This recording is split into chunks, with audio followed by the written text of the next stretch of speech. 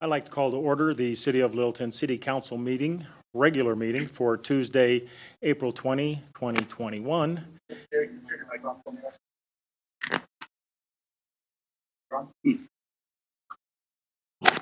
It is 6:30 p.m. All right, I think we're going to go ahead and we're going to continue. With that, City Clerk, roll call, please. I can't hear or see council in council chambers. Is that just me? It's not just you. I can't either.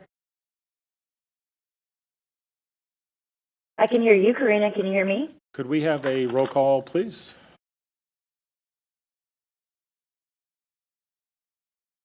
City Clerk.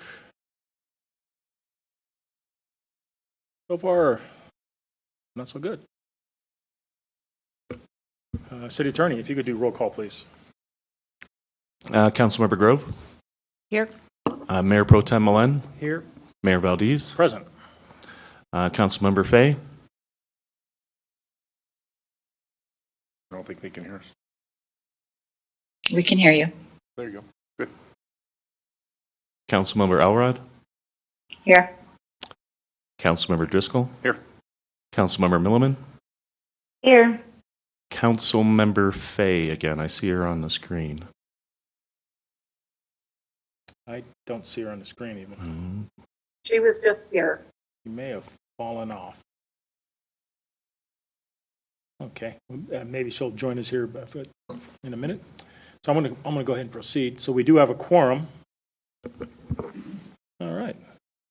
Sam Fox, if you could please tell us how this meeting will proceed without flaws. Good evening, Mayor, members of council, staff, citizens, and guests. I'm Sam Fox, Assistant to the City Manager, and I'll be serving as the moderator for this evening's hybrid council meeting. We are streaming this meeting on cable channel 8, Facebook, and on our website at littletongov.org. Please be aware comments left on Facebook Live will not be moderated and will not be included in meeting minutes. Those wishing to participate in any public comment portion of the meeting are advised to view the meeting at littletongov.org, My Littleton, Littleton ATV, as this broadcast has the least amount of delay. The agenda will be handled by Mayor Valdez in the same way it would be handled for a regular in-person meeting. As always, citizen participation is encouraged during public comment and public hearings. To participate via phone, please call 669-900-6833. And when prompted, enter the webinar ID 985-9996-4631. There will be two opportunities for citizen participation this evening, once during public comments and again during ordinances on second reading and public hearing. If you wish to speak during either of these opportunities, please call in early and stay on the line. Again, the number is 669-900-6833 and use webinar ID 685-9996-4631. When public comment is announced, press *9 to raise your hand and be recognized as a speaker. Microphones will be muted for all citizens calling in. Speakers will have 3 minutes to address council, and the city clerk will announce when you have 30 seconds remaining, and again when your time is up. For agenda items, Mayor Valdez will ask for a motion and a second, followed by discussion and a vote. Council will vote on all agenda items using a thumbs up for a yes vote and a thumbs down for a no vote. The clerk will call each vote with all ayes and nays. Again, if you plan on participating during public comment, please call 669-900-6833.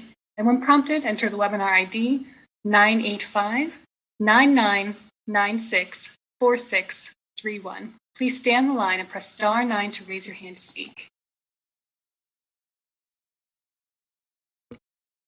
Great. Thank you, Sama. And just for the record, Councilmember Fay has joined us. Please stand and join me in the Pledge of Allegiance.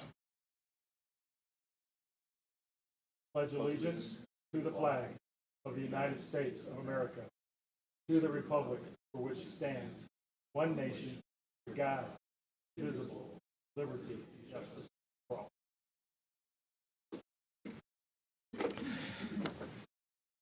Council, you've all had a chance to look at the agenda. Do we have any changes to it? Seeing none, the agenda is approved. We're going to move on to our reports. We'll start with the city manager. All right. Thank you, Mayor. Good evening, Council.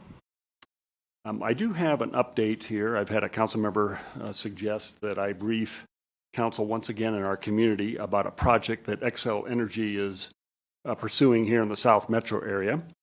So I've just got a couple of minutes. I'm going to share my screen.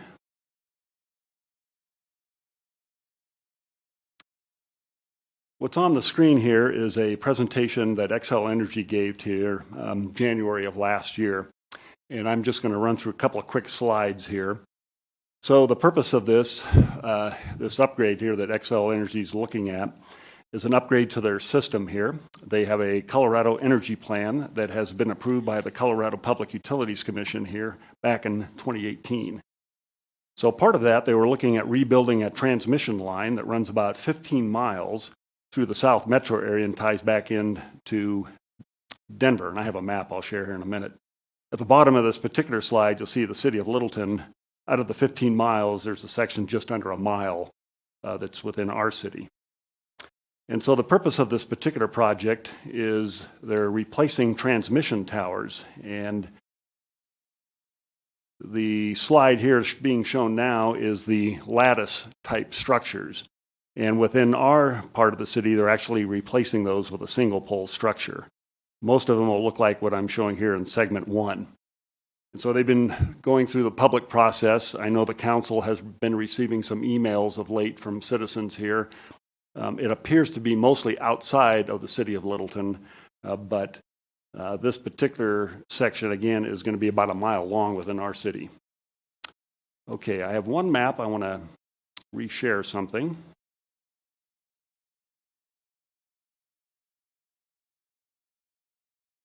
And so here's a map that shows the overall 15 miles, and it runs from Greenwood Village substation here, and just using my cursor here to kind of follow this through the city of Centennial, and then it comes into the city of Littleton here, roughly in the Progress Park area, and I'm sure all of us have been in the middle of Progress Park and see this large transmission tower. And again, it's the lattice type, so they're going to be replacing them pole for pole at about roughly the same height, at least in the city of Littleton, at about 85 feet high. And so I'm just showing you here the overall purpose of this project here, and again, about a mile long here within the city of Littleton. So obviously, if the community's got any questions about that, they can contact the Community Development Department. We're more than happy to respond to questions. And certainly we have a connection with Xcel Energy. And be happy to kind of answer any questions at this point, but if not, Mr. Mayor, that would be the end of my update for this evening. Great, thank you very much. Mark, are you familiar with any tree removal in the section through Littleton? I am not. I know they're making an assessment of that. They have a very large easement, and they did mention to staff that they're kind of assessing literally foot by foot what's going to be necessary in order to have kind of a safe transmission line. So it's possible that there could be some tree cutting within the city of Littleton. It's possible. Tree cutting or tree removal? Could be a little of both, depending on how aggressive, I guess, it would be necessary. Cool. All right, thank you. All right, no other questions. We'll move on to our city attorney. No report, Mayor. Thank you. All right, thank you. We will start with Council Member Elrod. No report, thank you. Thank you. Council Member Milliman. No report, Mayor. Thank you. Council Member Fay. Yeah, at a recent council meeting, the city manager said that the comprehensive plan was where we find the number 6,500 for how many housing units Littleton needs in the future. The exact number, it turns out, is 6,550, not to correct the city manager, just to get that reference. It's on page 5 of the comprehensive plan. I think it's important to know where this number is and what it is and how we got to it, since it keeps coming up in our conversations as if it came down from above. It came from the comprehensive plan, and there's a lot of variation to it. To see that, if you want to see the comprehensive plan, just go to the city website and do the search box for comprehensive plan. The section starts on page 4 with this warning. Demographers caution that projections become trickier as the geographic area gets smaller. making city-level population the most difficult to forecast. And what we're talking here is about forecasting housing needs. Continuing on page 5 of the comprehensive plan, Littleton should consider a range of potential growth rather than an absolute number, given the uncertainty of any small area forecast that extends beyond a few years. It is assumed for this plan that Littleton's 2040 population will fall within a range of 51,289 to 74,200. Our current population is right around 50,000, so the range includes nearly 50% growth. Oh, 50%. The midpoint of this growth range, this is back to the comprehensive plan, the midpoint of this growth range is nearly 15,000 additional residents. Census 2010 reported a Littleton average household size of 2.29 persons, meaning that, here comes the number, 6,550 additional housing units would be needed. These are not specified as affordable, by the way. Continuing from the comprehensive plan, because Littleton is largely built out, to what extent the potential growth can be absorbed or absorbed at some lesser level or not at all will depend. And then it goes on to list the things we discuss a lot.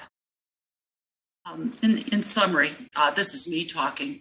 For many reasons given in just this section of the comprehensive plan, we would serve our future much better if we refrained from using a specific number of 6,500 housing units, affordable or otherwise. Thank you.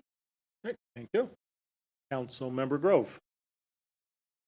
Quick thing, based on our meetings last week, the Next Gen group has embraced the topics that we would like them to discuss. One is on park management next time, and we're coordinating with South Suburban that's taking the lead on that. And the second thing is what Councilmember Driscoll suggested, is that they work with the Arts and Commission, the Arts and Culture Commission, thank you, Arts and Culture Commission, to come up with some ideas for a fun city in addition to what's already been presented. So they are working on that. Another thing, I sent an email to council, but I just want to reiterate again. This Thursday, Dr. Cog is putting on a webinar on affordable housing from the developer's viewpoint. So we had kind of talked about some interest in that. So if you want information on how to sign up, just please let me know. And I will send that over to you. Yeah, and that's at 10 a.m., is it not? 10 a.m., 10 to noon. Thank you. Thank you. Councilmember Driscoll. No report. Thank you. Mayor Pro Tem. No report, Mayor. Thank you. I just have a couple things here. One, I just want to recognize former Planning Commissioner Mark Rudnicki. He has served twice now on the Planning Commission. He was term limited both times. So thank you, Mark, for all your many years of service. He leaves with a vast amount of knowledge on the city and everything that we do here. So thank you, Mark Rudnicki. Also, our next council meeting will be this coming Tuesday. It is a study session. That'll be April 27 at 6:30 p.m. And after that study session, there will be a special meeting, an executive session too, immediately following that meeting. And with that, I'm going to move on to citizens' appearances, of which we have none. And we'll move on to our public comments. And the time now is 6:44. Selma Fox, if you could please let the audience know how they can participate. Thank you, Mayor. If you wish to address City Council, please call 669-900-6833. And when prompted, enter the webinar ID 985-9996-4631. Press *9 to raise your hand to be recognized. Citizen microphones will be automatically muted until a citizen is called upon to speak by the last 3 digits of their phone number. When called on to speak, please state your name and district or address clearly for the record. Public comment is an opportunity to express opinions or ask questions regarding issues that are not part of public hearings on tonight's agenda. Each speaker will be limited to 3 minutes. The city clerk will notify you when you have 30 seconds remaining, and again when your time is up. The city council is not authorized under the Colorado Open Meetings Law to discuss, comment, or take action at the meeting on any issue raised by public comment that is not part of tonight's agenda. The mayor may refer the matter to the city manager or the city attorney for immediate comment after public comment, or to staff to obtain additional information and report back to the council as appropriate. We expect comments to be civil. Disrespectful or disruptive behavior will not be tolerated. Thank you. I'd like to just take a moment to remind our participants in the queue, if you'd like to speak for public comment, please press *9 to raise your hand and be recognized. Our first speaker will be caller 819. Caller 819, you have been unmuted and may begin speaking. Hello, Council. This is Pam Chadbourne. I live in Council District 1, a block and a half from City Center. First, I just want to make a comment about a presentation from the developer's viewpoint. The city's work for the past 3 or 4 years by community development presented at Planning Commission and City Council has all been from the developer's viewpoint. I think we're all pretty well educated on that by just attending Planning Commission and City Council and listening to that. What we need desperately is the city's viewpoint. And I'm sorry, but you folks have not presented that. And I do mean City Council and staff, manager speaking for the staff. It's not in the comp plan. And as Councilmember Fay pointed out, having a number in there which is qualified is just the beginning of what should be in the comp plan, which is a range of targets, and it should be specified by neighborhood. How much are we going to increase in each neighborhood? That would already be worked out. And we would understand then the integrated city impact of the growth in each neighborhood from needing to accommodate traffic and sewers and water and schools and all of the other things that you folks know by your day-to-day work are things that you need to provide for the people. That's what a plan is, and we don't have it. We do not have an integrated plan. And, you know, I said 6 years ago in public comment that we needed to have a population estimate over time with a lower and upper range, and then figure out the impacts, and then plan to that. And none of that is there. The tools, the planning tools to estimate those impacts are not in place. None of that is there. And so why are we struggling now? Because with the ULUC, we're jumping to a code change without understanding the outcomes that we want. Guys, I worked at JPL. I worked at Martin Marietta. I know how we build spacecraft, and you guys have an analogous task. And you're not doing it the right way. When you start out on a mission plan, you figure out what the spacecraft has to do. Where is it going? What does it need to do? And then how much is that going to weigh? How much fuel do we need to get there? All of these things need to have at least a planning range before you start. You do not have that for Littleton, and you cannot decide each zoning, rezoning application one by one without understanding the big impact. Thanks very much for listening to me. Great. Thank you, Pam. Emma, next caller. Thank you, Mayor. That was our last caller with the hand raised to be recognized. All right. It is, I will close the public comments at 6:49. City Manager, City Attorney, any comments? Any additional comments? No comments, Mayor. No comments, Mayor. Thank you. Okay, thank you very much. All right, with that, we'll move on to our number 7 on our agenda, the consent agenda items. Sama Fox, if you would, please. Consent agenda items may be adopted by a simple motion. All ordinances must be read by title prior to a vote on the motion. Any consent agenda items may be removed at the request of a council member. Thank you, Mayor. Great, thank you very much. We have 7A, Resolution 15-2021, approving a lease agreement for Curds Cheese, LLC, doing business as Nook's Coffee, to operate a concession at the historic Denver and Rio Grande train station. 7B, Resolution 21-2021, approving an intergovernmental agreement with Mile High Flood District, City of Greenwood Village, and City and County of Denver for maintenance of select reaches of the Highline Canal. 7C, Ordinance 10-2021, an ordinance on first reading amending Title 1, Chapter 14 regarding land development impact fees. Item 7D, ID number 21-074, motion to approve the April 6, 2021 hybrid meeting, regular meeting minutes. Council, I'm looking for a motion. Mayor, I make a motion to approve consent agenda items A, B, C, and D. Second. We have a motion and a second by Mayor Pro Tem. Council, a clear thumbs up for our city clerk and city attorney. If you could please also pay attention in case we're having an issue with our city attorney. So thumbs up would be approved, thumbs down. Ready? Vote.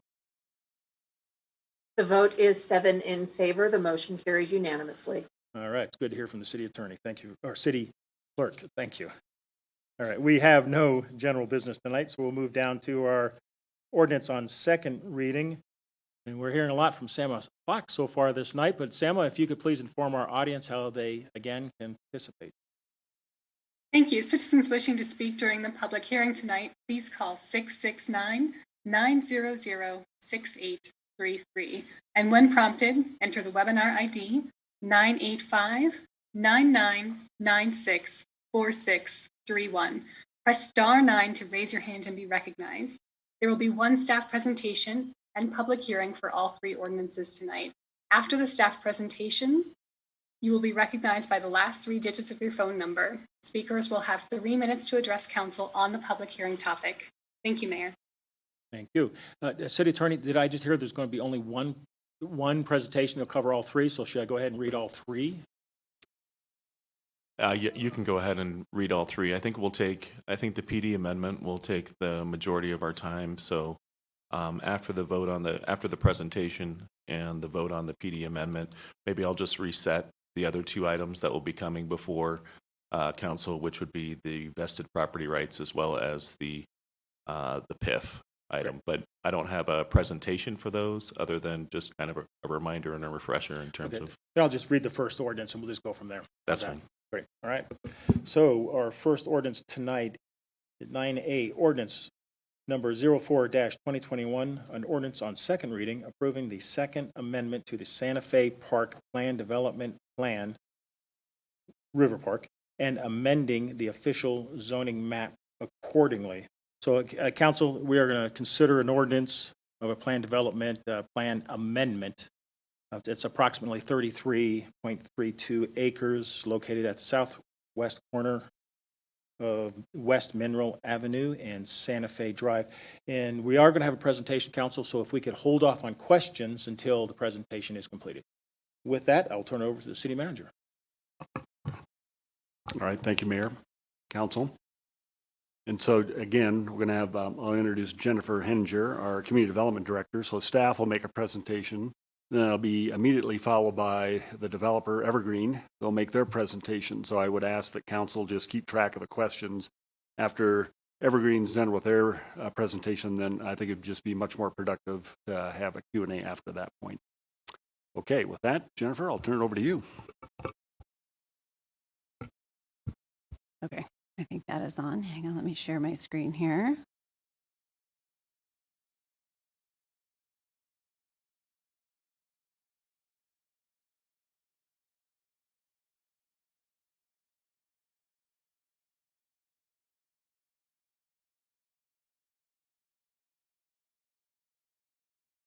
Okay.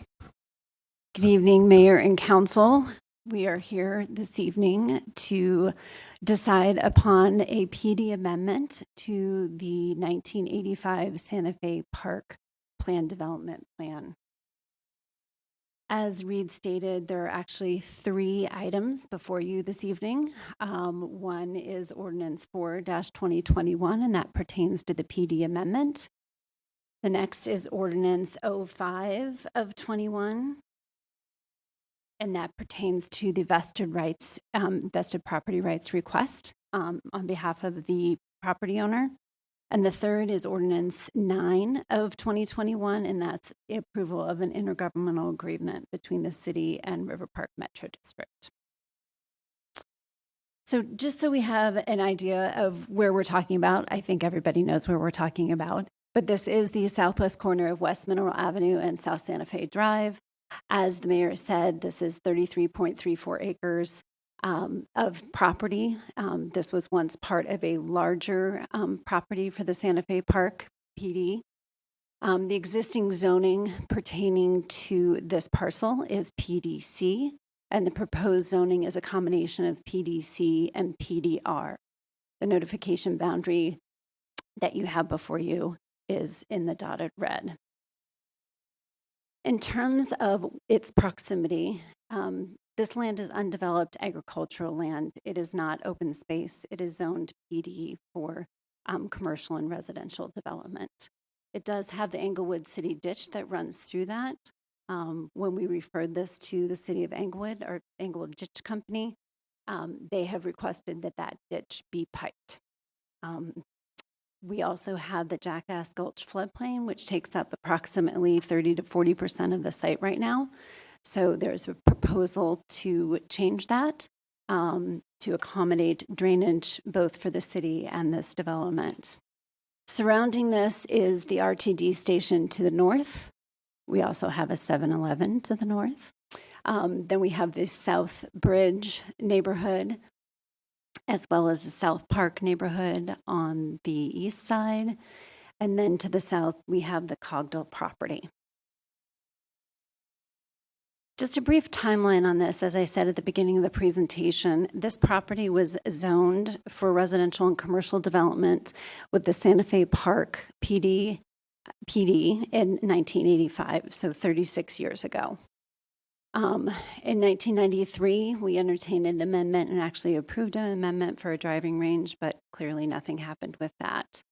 In between 1993 and 2017, the property owners of this property entertained many applications, or some of them didn't even become formal applications, but entertained many development proposals on this property. In 2017, the property owners came to the city and asked for a floodplain special exception that was approved. And at that, in 2017, also Evergreen Devco, who is before you this evening, purchased the property. In 2018, we did receive a formal application, and that process commenced. We've gone through pre-application. There has been a neighborhood meeting on this. There has been a P4 process in front of Planning Commission, and that was in June of 2018. And then it went to City Council for a P4 process in July of 2018. And then we did get the formal application submitted after that. So since 2018, staff and City Council and Planning Commission have been looking at this project. And we have been working on this project to get to this point this evening. So in 2020, and actually the traffic study and traffic analysis of this intersection, as we know, it's a very big intersection here in the city. We have started studying that back in 2018. And the traffic study that you have I'll call it the Cliff Notes version of, is before you. And that was approved in 2021, actually. And then the Planning Commission recommendation for approval of the proposal in front of you this evening was in January of 2021. So what is before you this evening is basically the request to amend the PD. And this is predicated on 3 requests. One is to change the location that was initially called for multifamily uses from being close to the river to, or from being along Santa Fe to be able to move closer to the river.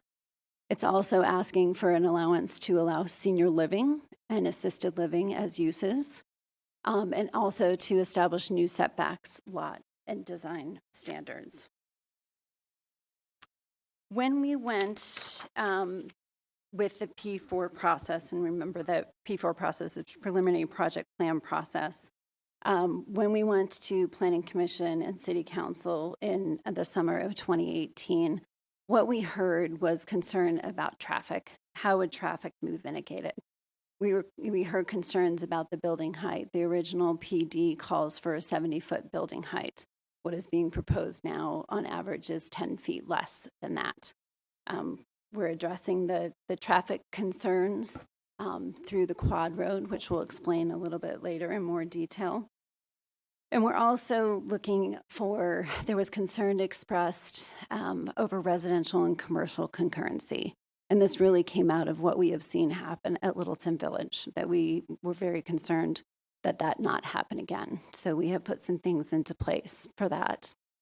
There's also a concern expressed by Council and Planning Commission that there was a lack of creativity in the design that was set before you.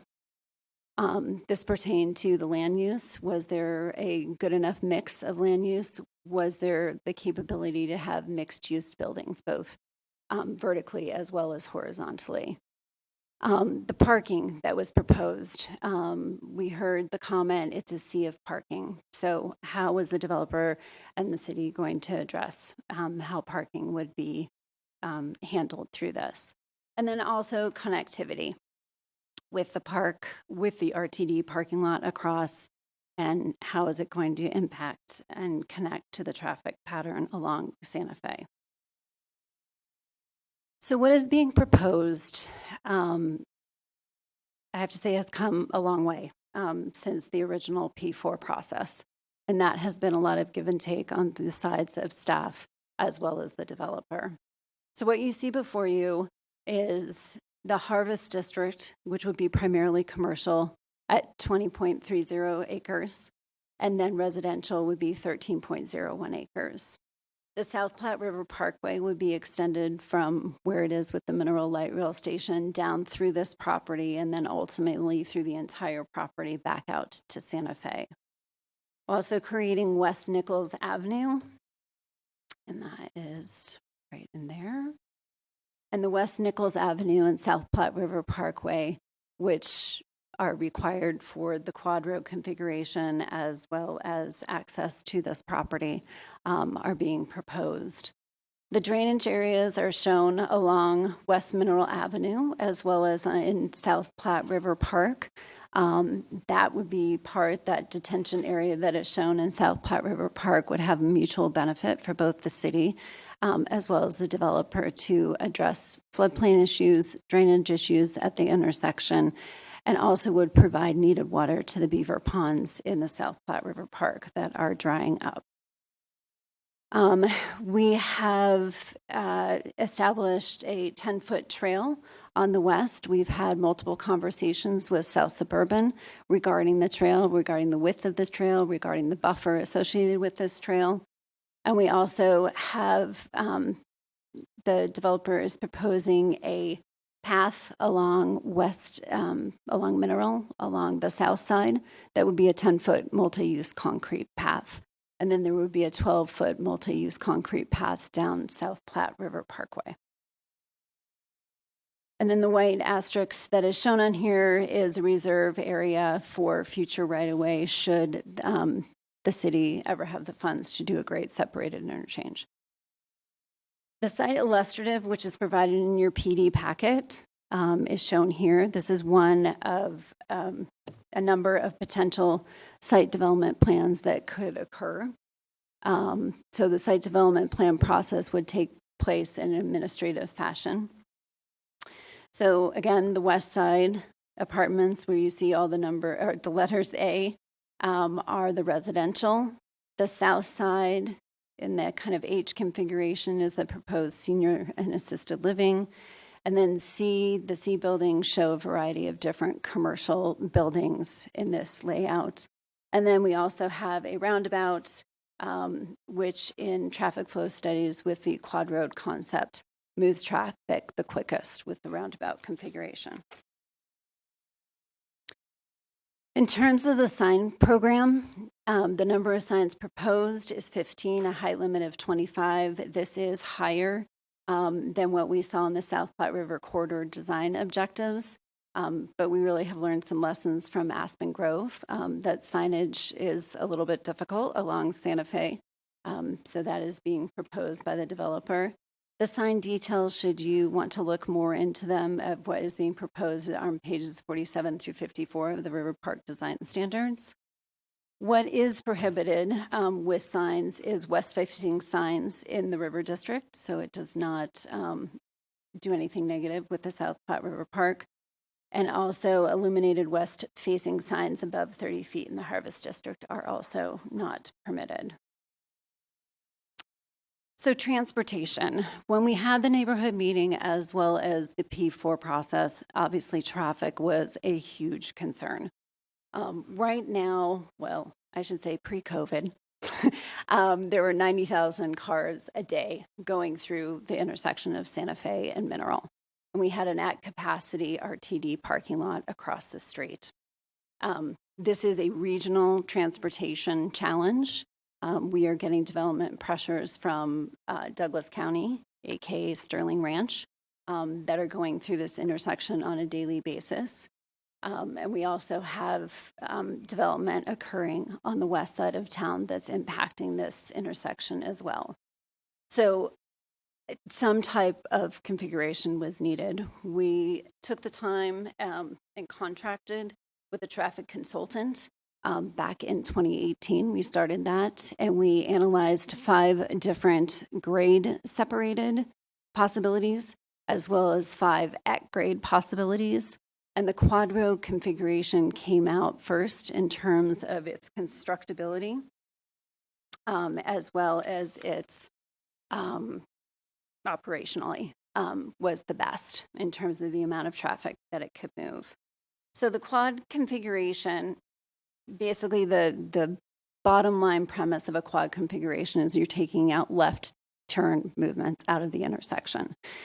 And in this case, with having a property owner that is willing to work with the city on addressing this regional transportation issue, it is a benefit to all parties involved. In terms of who we worked with on this configuration, this was not something that just the city did. It is not something that the developer proposed. It was worked on with CDOT, with Douglas County, with Arapahoe County, with RTD. We also have been working very closely with the PEL process, the Planning and Environmental Linkages Study. And we've been modeling this again since 2018. The other thing that this starts to address is the multimodal push that we're hearing all over of how do we get people out of the cars. We're not going to get everybody out of the cars, but this starts to address how we get some of those people out of the cars in terms of the multi-use path that is being proposed along South Platte River Parkway, and also the recreational amenities provided with the concrete path along the buffer. In terms of land uses, the land uses proposed are pretty much verbatim of what you would find in the B1 and B2 residential uses. It allows for vertical mixed uses. We limited the auto-oriented type uses to 4 drive-throughs, and car washes cannot be standalone. They must be accessory to, say, a gas station, so they cannot be a large standalone car wash. Also allowing the assisted living uses, and it also provides a good variety of uses allowed both in the River and Harvest District. And this is something that a lot of time went back and forth with the city and the applicant in terms of these uses, and really working with what the city was seeing market-wise that we needed, and working with our economic development department. In terms of lot requirements, the open space on the proposed PD amendment is done more by, be more done by lot, or now done by the whole district, as opposed to prior to that, open space was predicated on each individual lot. In terms of density, the commercial density proposed is very similar to that which was proposed in the original Santa Fe Park PD. The residential density, however, is significantly less than the number of residential units proposed is significantly less with the River Park PD. Building height, as I stated before, is approximately on average 10 feet lower than what was proposed in the original Santa Fe Park PD. And then the parking is proposing the 5 spaces per 1,000, 12 spaces per 1,000 for all others besides office and retail. It allows for 18-foot long standard spaces and 15-foot long compact spaces. That is consistent with what we recently adopted with our standards. And then there is no maximum for surface parking proposed. In terms of our drainage, floodplain, and utilities, as I stated before, there is a large Jackass Gulch floodplain on this property. So in working with the developer and addressing the needs of some potential flooding issues at the intersection, we have worked together to formulate basically a new floodplain. It would remap the floodplain and also utilize South Platte River Park as a detention area, and again, providing extra water for the beaver ponds in South Platte River Park. So that offsite detention has that mutual benefits. As I stated before, the Englewood Ditch, which is shown with the dotted blue line, this has been requested by Englewood to be piped for water quality purposes. And then utilities, there is a conceptual layout on page 10 of the PD document, if you want to take a look at that. And then final design for all utilities will be in association with the plat. In terms of architecture, Exhibit C, I believe it is, has the 53-page River Park Design Standards book. We worked with the developer on this to change it from guidelines to standards.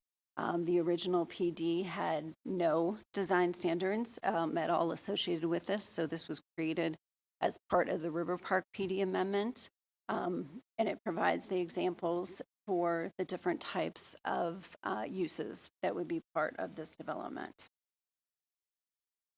In terms of the economic analysis, I would say that this took up a large part of staff's time in coming to the right balance that addresses the city's needs in terms of rooftops, in terms of economic viability, and also not put the city in the red, if you will, with a number of residents.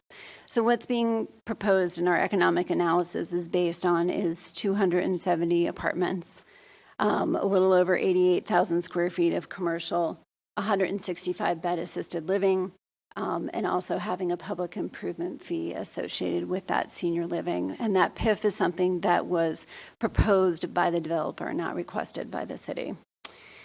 We also have worked on requiring concurrency. And again, this goes back to not wanting to have a situation similar to what we are facing at Littleton Village with lots of residential, and we do not have commercial that has come online or enough.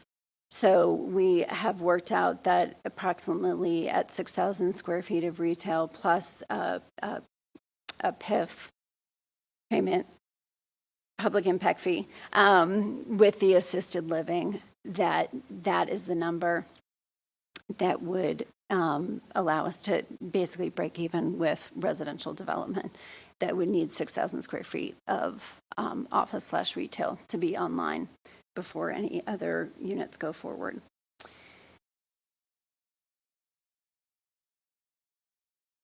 In terms of reviews, we sent this application to 27 referral agencies over the last 3 years. We did have that neighborhood meeting. That neighborhood meeting, we sent out 168 postcards announcing the notification that was in 700 feet.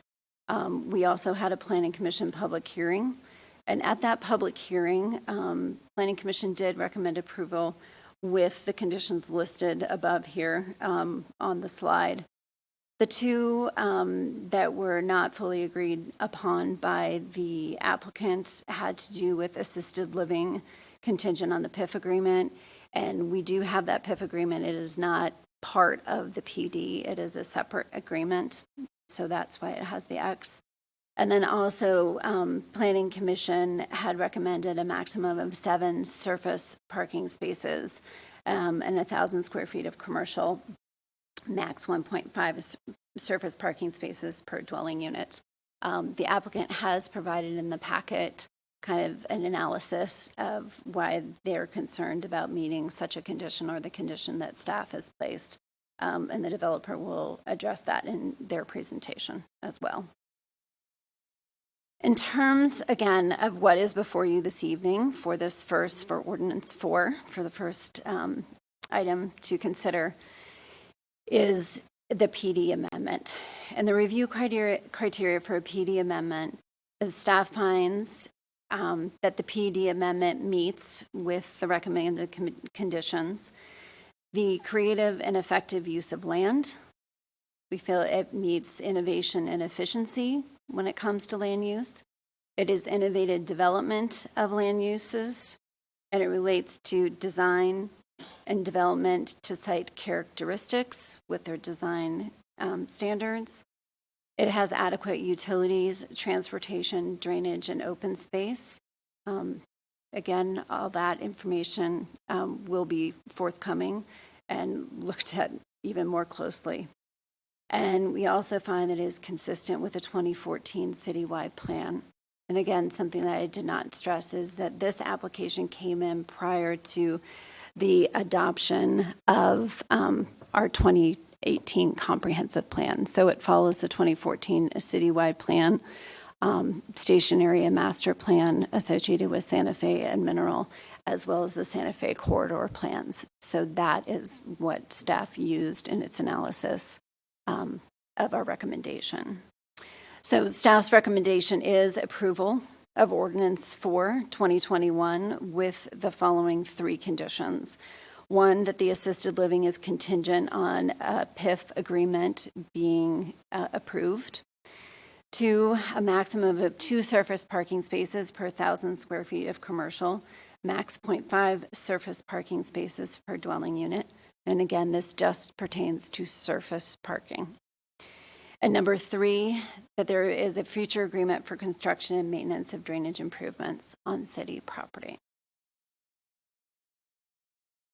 So just very briefly, the other 2 items before you have to do with the vesting agreement, and this would be an agreement between the City of Littleton and Evergreen Mineral and Santa Fe LLC. They're asking for a 15-year term for a vesting agreement. The vesting plan is nearly identical to the PD plan that is in front of you. And the vesting agreement would allow protection of uses, the development criteria regulations, and also the general roadway patterns from any future code revisions. And staff recommendation of that is approval of Ordinance 05, 2021. And then the last item on your agenda this evening is the Ordinance 09 of 2021, and this would be an intergovernmental agreement. This would be between the City of Littleton and River Park Metropolitan District. It is a revenue sharing public improvement fee agreement. We do have additional slides should you have questions when we get to that point. It would incur implementation of covenants having to do with an occupancy fee of $120 per month. This would adjust for inflation and have monthly payments that would be split 25-75 between the Metro District and the city. And this PIF agreement is consistent with the city's extensive financial analysis that has been done. So, in conclusion, we provided details of the PD amendment, and we have requested action on 3 of the ordinances. And staff is available for questions after the applicant's presentation, but we're going to roll right into the applicant's presentation, and then we'll be here for questions. Great. Thank you.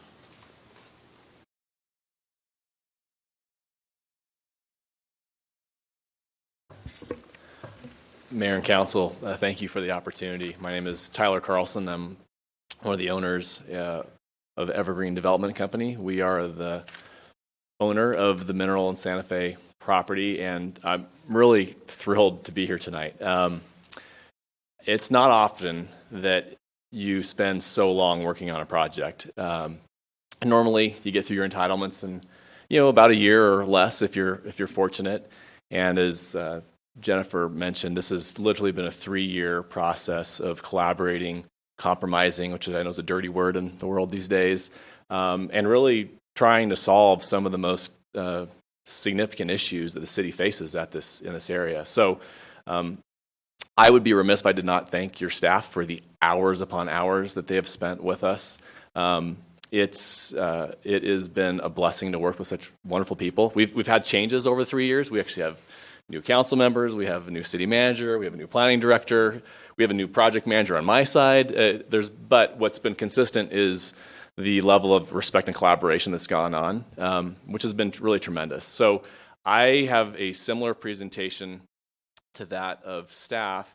I don't want to duplicate things, so some of it I'll go through quickly. Other parts I will go slow, because I know you probably have many questions to ask. But just to begin with, who we are, we were founded in 1974. We specialize in retail and multifamily development.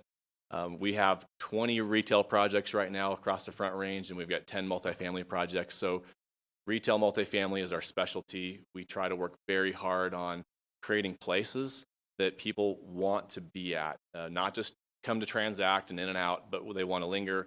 They want to come again and again. It's a place where they can be proud to take friends who come into town. And we try to do it at a very intimate scale. One of the challenges with placemaking is that they tend to not really be human scale related. And we work very hard, especially in the design standards, to create a set of requirements that encourage every building, every open space to be accessible and to be actually used, not just a pretty thing you drive by, but that will be actually occupied by human beings and will be enjoyed. So it's something that's important to us. We have a wide variety of experiences, from grocery development to high density multifamily to low density multifamily to some really amazing urban redevelopments that we've taken part in, and just grateful to be part of the city of Littleton. I don't need to go over the site. You guys know where it's at. It's a special place. It's got unique opportunities and constraints and adjacencies.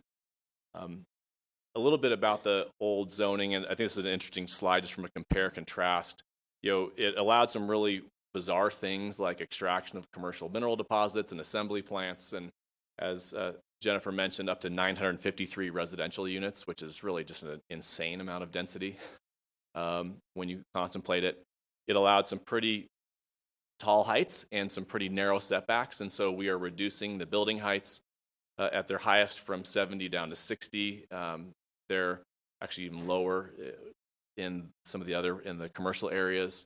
We've expanded the setbacks from 20 feet along South Platte River to 50 feet on average. We've provided a significant setback along the north edge of the property, which accommodates the Jackass Gulch drainage improvements that were mentioned previously. And we worked very closely with staff on getting the Platte River Parkway and Nickel Street right-of-way sections so that they not only could accommodate our local traffic that we will generate, but also the regional traffic associated with the quad road. So lots of adjustments from the current zoning. There's a litany of overlay plans that we had to navigate through. This is probably the most planned property or corridor in the whole metro area. There's literally an archaeology of plans that we had to check in with. But and that's one of the challenges with this site is it is impossible to satisfy every plan in their entirety. So what we tried to focus on with staff is what is the spirit of each one of these plans and these agreements, and how can we realize the spirit of these various historical documents into a unified PD. And it took 3 years. That's how complicated it was. But big thanks to staff for helping us navigate that. One of the most important things that we focused on were, one, increasing revenue to the city of Littleton. We heard loud and clear actually in 2019 about the financial goals that the city had for this property. You may or may not know we were planning to come to City Council and Planning Commission at the end of 2019 with a different plan, a different set of standards that was frankly more residentially oriented. It also had more density. and it did not hit the revenue targets that the city staff was looking for because it was deficient in sales tax generation. So rather than plow forward with that, we withdrew our not the applications, but we withdrew our request for the public hearings, and we spent literally an entire year, 2020, rethinking this property. How can we get this into balance from an economic standpoint? How can this be net positive for the city of Littleton? Not only near term, hitting some just break-even goals, but long term, being a significant revenue generator. And that 14.5 million number that's on this slide actually comes from the city's economic development consultant who ran all the scenarios and the projections, with the hypothetical development scenarios that we collaborated on. The second thing is obviously mitigating existing regional traffic issues, and I don't want to belabor that. I'm sure there'll be plenty of Q&A on that.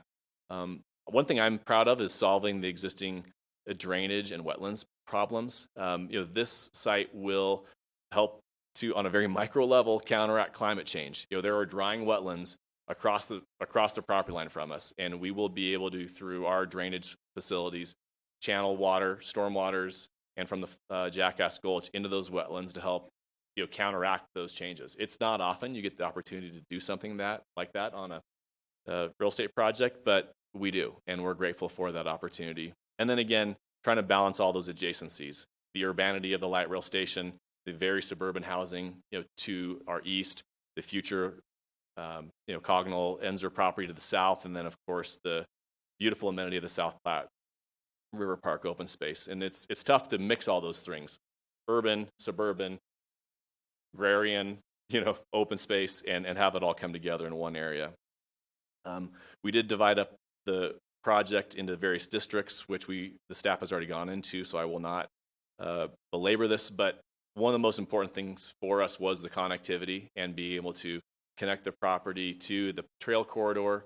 Off-site, along Mineral Avenue was an important point for us, being able to connect to the future development of the Enzer property to the south, and then providing connectivity to the RTD parking station, park and ride, and light rail station to the north was important for us. So again, trying to turn this project outward to engage the balance of the neighborhood and provide multimodal and especially bicycle and pedestrian opportunities through and out of the project. A couple of things that we tried to work hard on was creating a pedestrian-oriented mixed-use project, and there's requirements in the design standards for each one of these districts to have very specifically defined gathering areas with minimum sizes, minimum amounts of amenities, and to create a platform where we can move into the SDP and site plan phase next and actually design those places. We worked hard on reducing building height. Creating housing diversity was important to us. That's some of the feedback that we received from the neighborhood, was having a full spectrum of housing here. And so that is why it was important for us to incorporate a senior component into this project.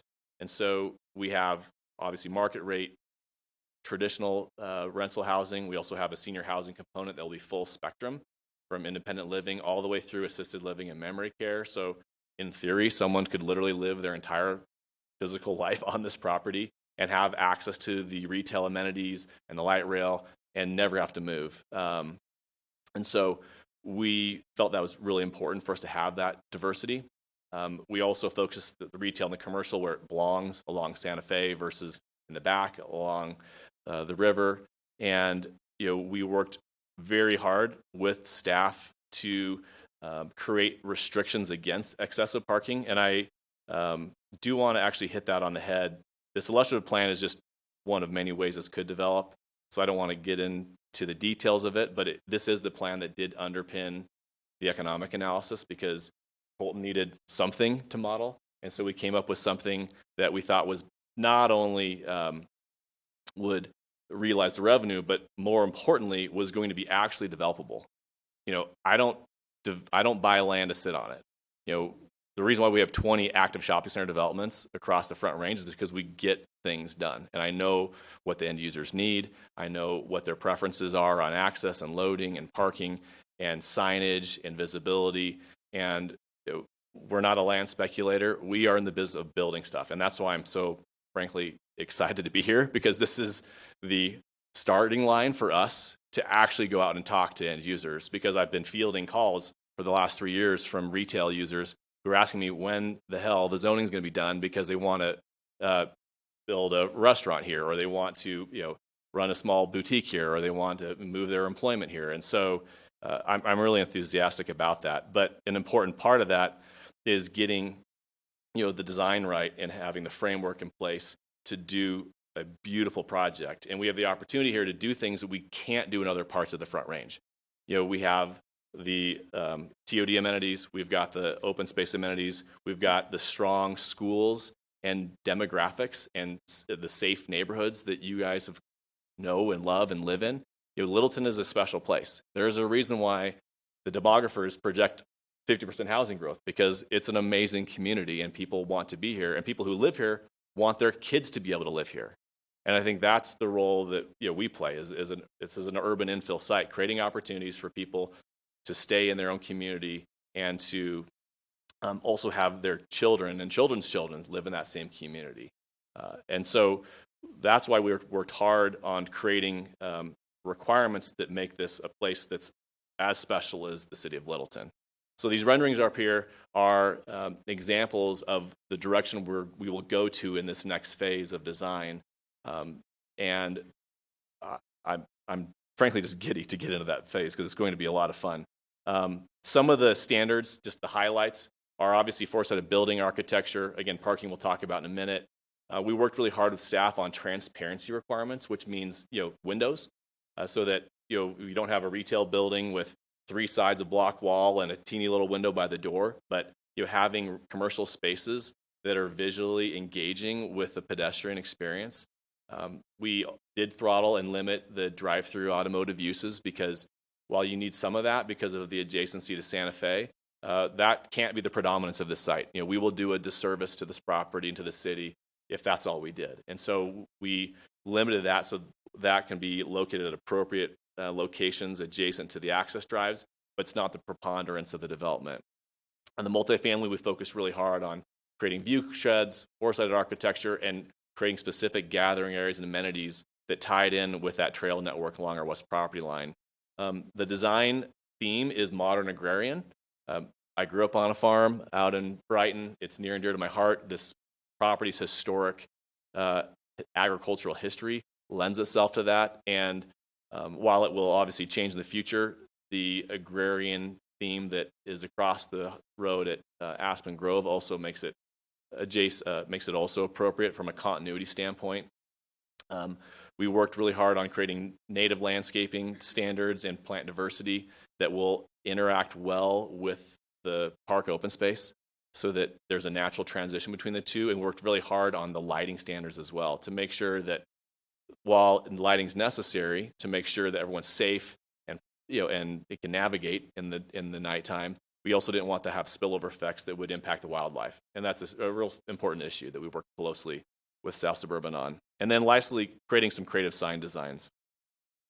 So let's circle back to parking, because I know this is a big issue, and this was frankly the only condition of approval that we remain at a disagreement with over staff. Every marriage has at least one difference of opinion, and we have this one. And I wanted to first just clarify what your existing code is for the whole city, what we're proposing versus staff's condition. So in your code today, there is a minimum of 5 per 1,000. Staff would like a maximum of 2 per 1,000 surface, with the intent of forcing parking garage construction. What we have proposed is actually a maximum of 5. So we've taken the city's minimum and made it our maximum because we also don't want to create a sea of parking. We recognize that those are legitimate concerns given our TOD location and adjacency to open space. But we also need to have a maximum threshold, which is actually leasable if we want to build and attract sales tax generating users. And 2 per 1,000 won't work for economic reasons, which I'll share with you on the next slide. Same thing with under the shopping center code. Your minimum is 4 per 1,000. We flipped it and had a maximum, same thing, of 5 per 1,000. For restaurants, it's even crazier. Your minimum is 13.4 spaces per 1,000 square feet for a sit-down restaurant with liquor. Minimum. Our maximum is 12. So our maximum for restaurants is lower than the citywide minimum. So we have already come really far. It's even more with the drive-through restaurant, minimum of 15 per thousand, and we've maxed it at 12. Multifamily, we've again inverted the minimums, the maximums. Your minimum is 1.5 spaces per unit. We've made that a maximum. And so we've already, in our opinions, come really far because we've gone to Wacky Wednesday and turns the mins into maxes. And with the knowledge that that's already going to create challenges for us from a leasing perspective, because what we're trying to avoid is structured parking. And it's very simple. It's a math equation. And structured parking costs 5 to 6 times per stall as surface parking. It's not free. Someone's got to pay for it. And who pays for it ultimately, as with every real estate project, are the tenants. So for the retail side, you end up paying about 30% more in rents. And I've done the math, and the reason is while you can double the density of your retail, your parking is going up 6x. And even though it's not 100% one-to-one ratio of cost increases, you've got a scalability problem because you can only get so much density. That's why you need to go generally to 3 to 4 story structures to justify structured parking. And what that does is it knocks out our ability to attract anchor tenants. One of the important things in the economic analysis is for us to be able to attract some junior anchor tenants who will drive some significant revenue for the city. This is one of the last places in the city where a new ground up, whether it's a specialty grocer or a sporting goods operator or REI or whoever wants to come here can go. And they will not come here if there is structured parking. I've already talked to them. This is not theory. And I've got my brokers on the bat phone if you want to talk to them. But that's just the reality because the end users, especially after going through COVID this last year, cannot afford additional rental expense. The impact is less on the multifamily, but it's still a 17% increase. So if we're trying to keep our new construction rents as affordable as possible, we need to avoid structured parking because it increases them by $240 to $330 per month. And we're trying to keep our targeted rents much lower, as you see in the screen. So it's not an aversion to parking garages. We have built parking garages in other locations. For here, in this location, we don't think it's appropriate from an adjacency standpoint, and it will impact the affordability of this deal getting off the ground. And I can tell you, I'm intimately in tune with the challenges of Littleton Village, and their problems are not location. Their problems are economic because of land basis and costs associated with developing that property. That's one of the main challenges holding that project back from being developed. I will not put this project in a position where our cost basis is so high due to improvement costs and due to infrastructure and parking that we can't lease, because we can't build without pre-leasing. And so if we want to hit the market where it wants to be, then we need to make this as affordable as possible, and that does not involve structured parking. I'm just being completely candid with you. So the other feedback or question we've got over time is just the multifamily density. The current zoning allows for 953 units. Our proposal allows at its maximum 455, so we're cutting the density literally in half at 35 dwelling units per acre. It's, for many people, it's hard to visualize what 35 dwelling units per acre looks like. So we put on this slide 3 different options. The one on the far left is actually what we built down the street at Platte Canyon Mineral called Outlook Littleton. That's a 19 DU per acre product. That's a mix of 2 and 3 stories. Walk up, no elevators, very livable. It's a great product, but it's lower density than what we're proposing here. What we're proposing here is something more like the middle range, which is Outlook Golden Ridge. This is a property that we built at the light rail station in Golden across the highway from the Jefferson County complex. It's a TOD site. We actually have a pedestrian bridge that goes right to the front door. It's built at 31 dwelling units per acre. It's 4-story elevator served product. And that is what this zoning tees up, is this type of multifamily product where there's elevator service, where there's about as much density as you can do because of the TOD without triggering structured parking. Because the next tier up is what we built at in the Denver Tech Center at Bellevue and Ulster. Thank you, Jeff. That's an 81 DU per acre product. It's 5 stories. It's over 70 feet in height. It's got a parking garage in the structure, in the middle, that serves everyone. And that is the type of density you need to afford structured parking. And unfortunately, A, we don't want to go that dense in this site because of neighborhood concerns. And B, we can't go as tall as you would need to do a Texas, what's called a Texas wrap type of project. So again, our goal is to try to strike that balance between urban and suburban. And we feel that the 35 DU per acre density gets us to where we need to be to create an urban environment while still providing surface parking and tuck under parking options that doesn't involve a structure. Real quickly on signage, I don't need to belabor it. We need to create signage opportunities for all the retail tenants. It is critical, especially on a highway site where people are flying by it, depending on if they're following the speed limit, 45, 55, 75 miles an hour. And so we do need some additional height, 25 feet, to give exposure so people actually know someone's there as they're flying by in the morning. And we worked really hard with staff to create several different types of signage that allow for creativity. Signage is not just advertising. Signage is art. Signage is architecture. And unfortunately, I think you guys are working on this. The current sign code doesn't allow for a lot of creativity. So one of the important things we wanted to do is allow for a wide variety of creative expressions of signage that helps make the environment more intimate. So some of the arcade signs, some of the projecting blade signs, the window signage, awning signs, all of these things help create an iconic place. And if you think about some of your probably favorite places, whether in Europe or big cities, signage actually is part of that environment. It's what helps draw you in and helps these individual small businesses express themselves in their own individual way. So it's really important in a successful retail place to allow these creative signage expressions. Lastly, I would do a disservice to Anastasia and Aaron if I didn't at least mention the cross sections. These were worked on with excruciating detail for many, many months because what we're trying to do is two very difficult things. Get a hell of a lot of traffic through this quad road section while still creating an intimate streetscape that people want to spend time in and feel safe in, riding their bike or walking or sitting on a patio. And so it required a lot of work. These will be some of the most expensive street sections we have ever built as a result of trying to accommodate both of those things. But we believe in our heart of hearts that we've come up with compromises on these sections that allow both the traffic throughput that the Public Works Department and CDOT need, while also allowing Jennifer and Mike and I to have true, thoughtful places that feel safe.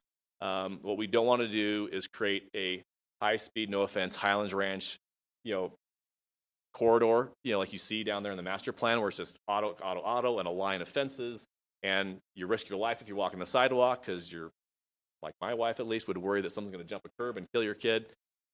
We wanted to slow down the environment through tree lawns and large paths and medians to try to again, preserve as much intimacy as we could at the street scale. So happy to answer any questions about that. And then lastly, I did want to mention just these are our sections along Santa Fe and Platte River and on Mineral. As you can see on the bottom section with Mineral, there is a very large 95-foot wide landscape detention facility that's going to capture that Jackass Gulch drainage, which I think, as you know, if you live and drive down there during large rain events, can flood, which is a nightmare. And so we will be solving that regional intersection problem of flooding with this new Jackass Gulch facility, which will catch all the water that comes off the intersection. We'll also be capturing our own drainage, and then ultimately we'll discharge it out there on that west property line section where, fortunately for us, our topography allows us to separate our uses from the park. And that's important because if it was at grade, there are some legitimate, concerns, challenges associated with an at-grade interface with a beautiful wildlife landscape open space area, which I think you guys have experienced with the Aspen Grove multifamily, being just, right there at grade. Here we've got some separation, which allows us some distance vertically for wildlife adjacency concerns and also for light spillover concerns.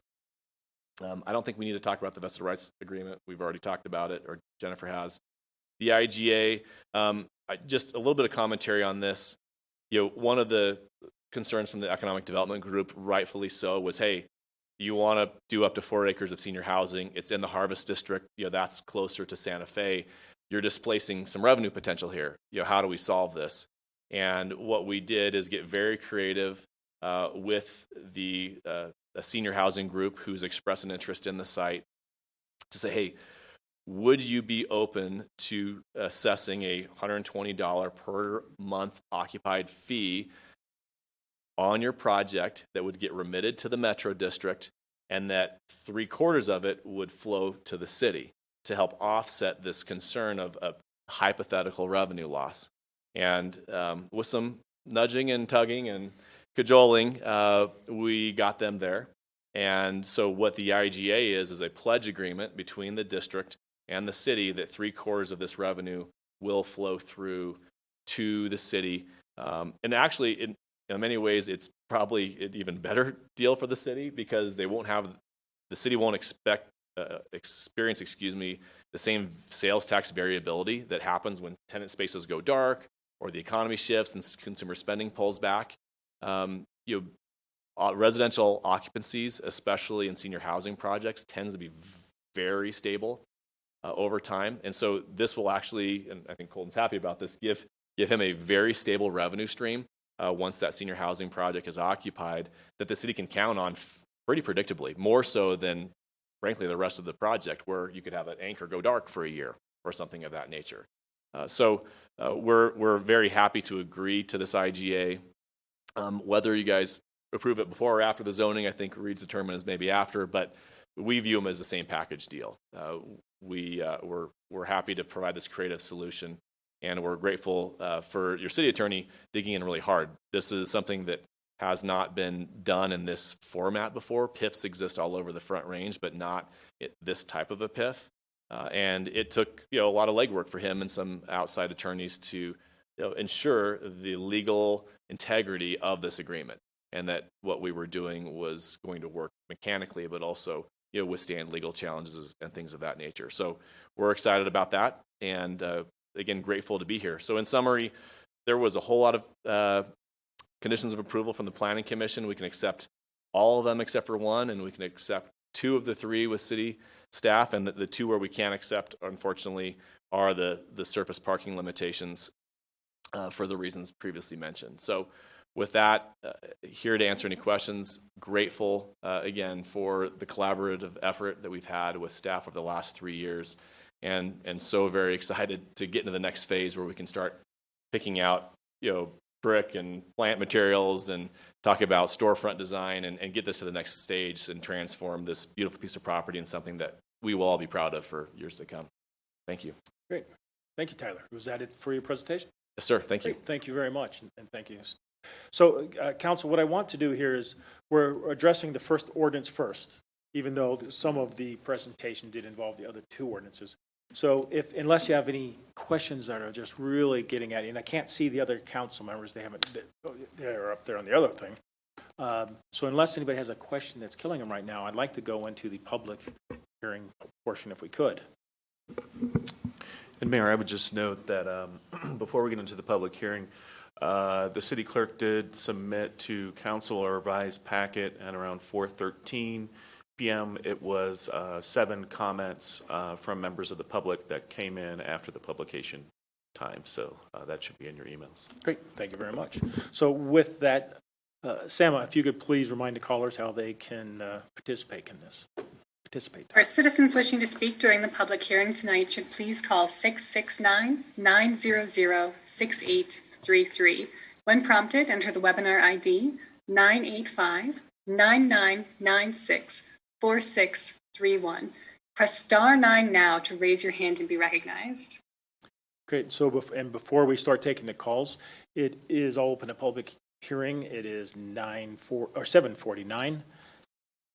And just remind the public, again, the questions right now will be just for this first ordinance. Okay, then we'll have the other, you'll have the opportunity for the other questions as we get to the other ordinances one by one. So with that, Sama, do we have any callers? Yes, I'd just like to give a final reminder to callers in the queue to press *9 if you'd like to raise your hand and be recognized. Our first caller will be caller 023. Caller 023, please press *6 to unmute yourself and begin speaking.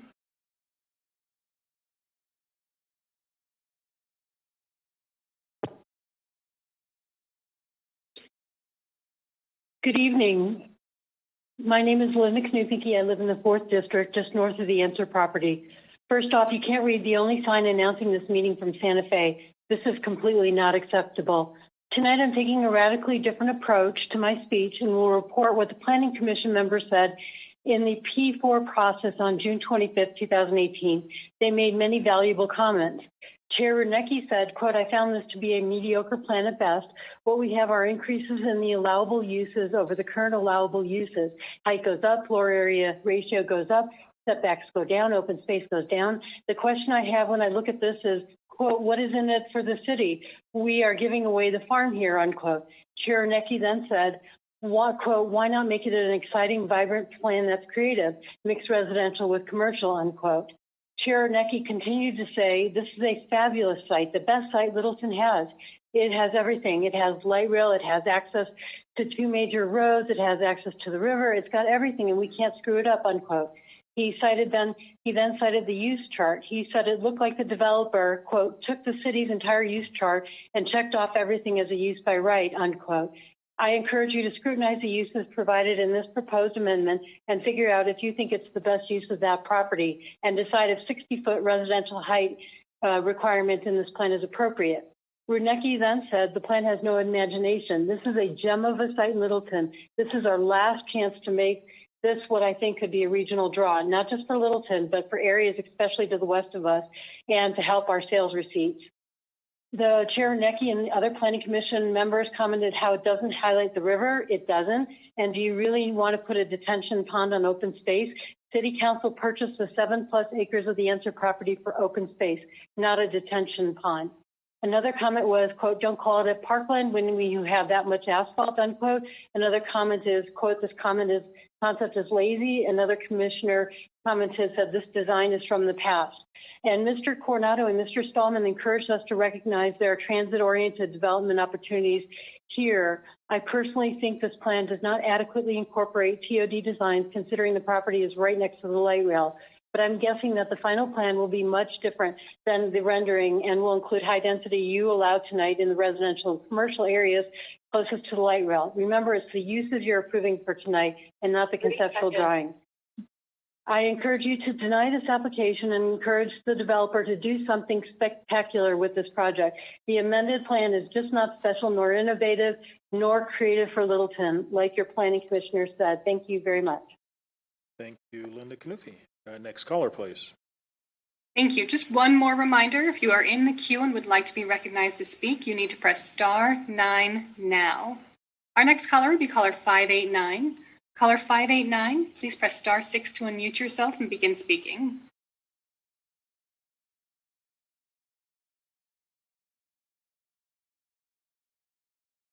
All right, 589. Hello, my name is Jeannie Erickson, and I live in District 1. Can you hear me? We hear you fine. Thank you, Jeannie. Thank you. This 33-acre parcel that is the topic of discussion tonight, along with the adjoining parcel, are the last 2 largest, undisturbed, never commercially developed pieces of property left in our landlocked city of Littleton. What is developed on these parcels will be extremely important since they are the largest and last pieces of never developed property left in Littleton. I don't believe a neighborhood meeting inviting those living within 700 feet of the property done in July of 2018, nearly 3 years ago, is current enough. And why only within 700 feet? This affects everyone living and driving in the area. What is built here matters for what could be the next 50 years plus. I also thought you should know the sign posted for the public hearing was so small that you could not even read it, and there was no place to pull over to even try to read it. Thank you very much. All right, thank you, Jeannie Erickson. Sama, next caller, please. Thank you. Our next caller is caller 819. Caller 819, you have been unmuted and may begin speaking. Hi, Council. I hope that you disapprove this proposal with prejudice. If the project is not feasible without all these concessions and parking, then this is not the time to develop this. And yet this developer says, oh, what's good about us is we want to build now. And that's exactly what's wrong for Littleton. I've said this before. Construction prices are sky high right now. Material and labor costs are sky high. It is the wrong time to build something where a developer building on agricultural land claims that they can't make something work without huge concessions that would really compromise the performance of this property for decades. The parking concessions are really unlivable. This is not in the city's best interest, but let me mention a few things. The city had studies from about connectivity and about uses that have been ignored. And specifically, remember, someone proposed, and the developer said, isn't this weird that they have assembly here? The study from the UOI was like, let's get something exciting, recreational, a kayak builder, or somebody who builds outdoor clothing or something like that. That will bring jobs. It will tie in with our outdoor lives. It will tie in with the river. It will bring employment on this site. Where is that concept here? Nowhere. This is, as people have said, not innovative. It is not creative. This is old and tired already, and it's not built yet. I'm going to mention a few things. West-facing signs that are illuminated are prohibited above 30 feet. They should be prohibited entirely. The windows need to be bird safe. The PIF offered by the developer, if that's what they want, it means it's too low. And the general comment here is the city has no counter analyses, no alternate scenarios for this site, much less for the combination of Enser South, North, and Aspen Park. What is the best and highest use of this land? I know it's not this, and the staff has not provided that to any of us, so we can't really evaluate it. The public engagement is totally lacking, as Jeannie pointed out. 168 people, when it affects everybody, just doesn't work. The drainage to me is outrageous. The concept of setback from the river being 50 feet. The Jackass Gulch rut is going to be horrible. And the concept that the concrete 10 feet paths are multimodal. They're shared, and we know pedestrians, bikes don't like to share the same path. These guys can do much better, and that's what Littleton needs. Please. Thank you, Pam. And Pam is in District 1. Sama, next caller, please. Yes, our next caller is caller 331. Caller 331, please press *6 to unmute yourself and begin speaking.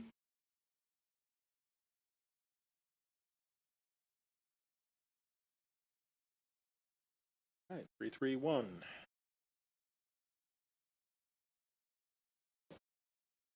Sama, maybe we could come back to 331. Do we have another caller? Caller 331 is actually our last hand raised. Caller 331, if you're listening, you'll need to press *6 on your end to unmute yourself. Let's try this. There we go. Sama, maybe we could come back to 331. Do we have another caller? Hello? Hello, I can hear you. Can you turn down your volume? Caller 331, if you're... Yes. This is Gloria Schoen, I live in District 3. Are you reading me? Yes. Thank you, Gloria. Okay. Yes, I am really not, I don't care for the process that was being used for this. I think that Littleton, because this is such a fantastic piece of land, and it is among the last we have to develop, should decide itself what it wants this land to be, engaging the citizens and putting out more of a request for a proposal to build what we envision rather than having a developer come to us with a plan. The parking, I spoke with Tina there at Evergreen, and she's actually told me that they were wanting 1.5 to 2 spots per per unit, and the city itself only wanted half a space. We know what happened at Littleton Village. They park in Oak Brook when there's overflow, and there's often overflow. There's so much that could be done with that river frontage that could be an amenity for all of Littleton. The restaurants could be fronted there. There could be some concessions that take advantage of the river and draw people to it in a good way. And I would much prefer to see that kind of thought put into this development than just saying we need more apartments, let's build a bunch of them there. I appreciate that they've cut down on the density, but it's still quite dense there. Thank you very much. Great. Thank you, Gloria. Sama, do we have any more? Mayor, we actually do. Caller 493 has raised their hand. Caller 493, please press *6 to unmute yourself and begin speaking. 493.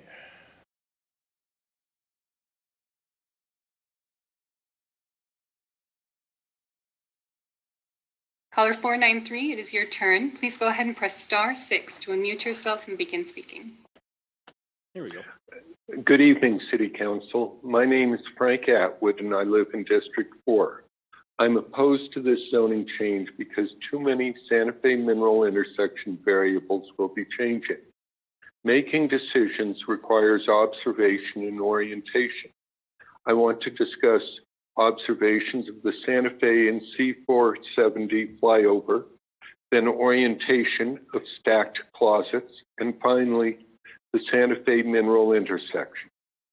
First, the Santa Fe and C470 flyover observation. Did any of you see it coming? I'm always surprised to go west to go east. Again, did you see the flyover coming? What is now obvious was planned for, and possibly because the opportunity for a flyover was not precluded by any massive structures. Second, the orientation of stacked closets. Some of us have elderly parents who want to live in their current home. They discovered they can no longer handle stairs, and the solution is an in-home elevator. An in-home elevator is a far less expensive solution if the house has stacked closets. Yet, who has built his house with stacked closets for an elevator? Have you even heard the concept prior to this evening? Regardless, genuine planning ahead and leaving options open builds a better community and a more livable home. Now, let's focus on the Santa Fe mineral intersection. Do you think you can see what that intersection should look like in 20 or 30 years from now? Tell me about your ability to have envisioned the Santa Fe C470 flyover. I never had a clue. If you did, congratulations. Now, let's wonder about the orientation of closets in your parents' home.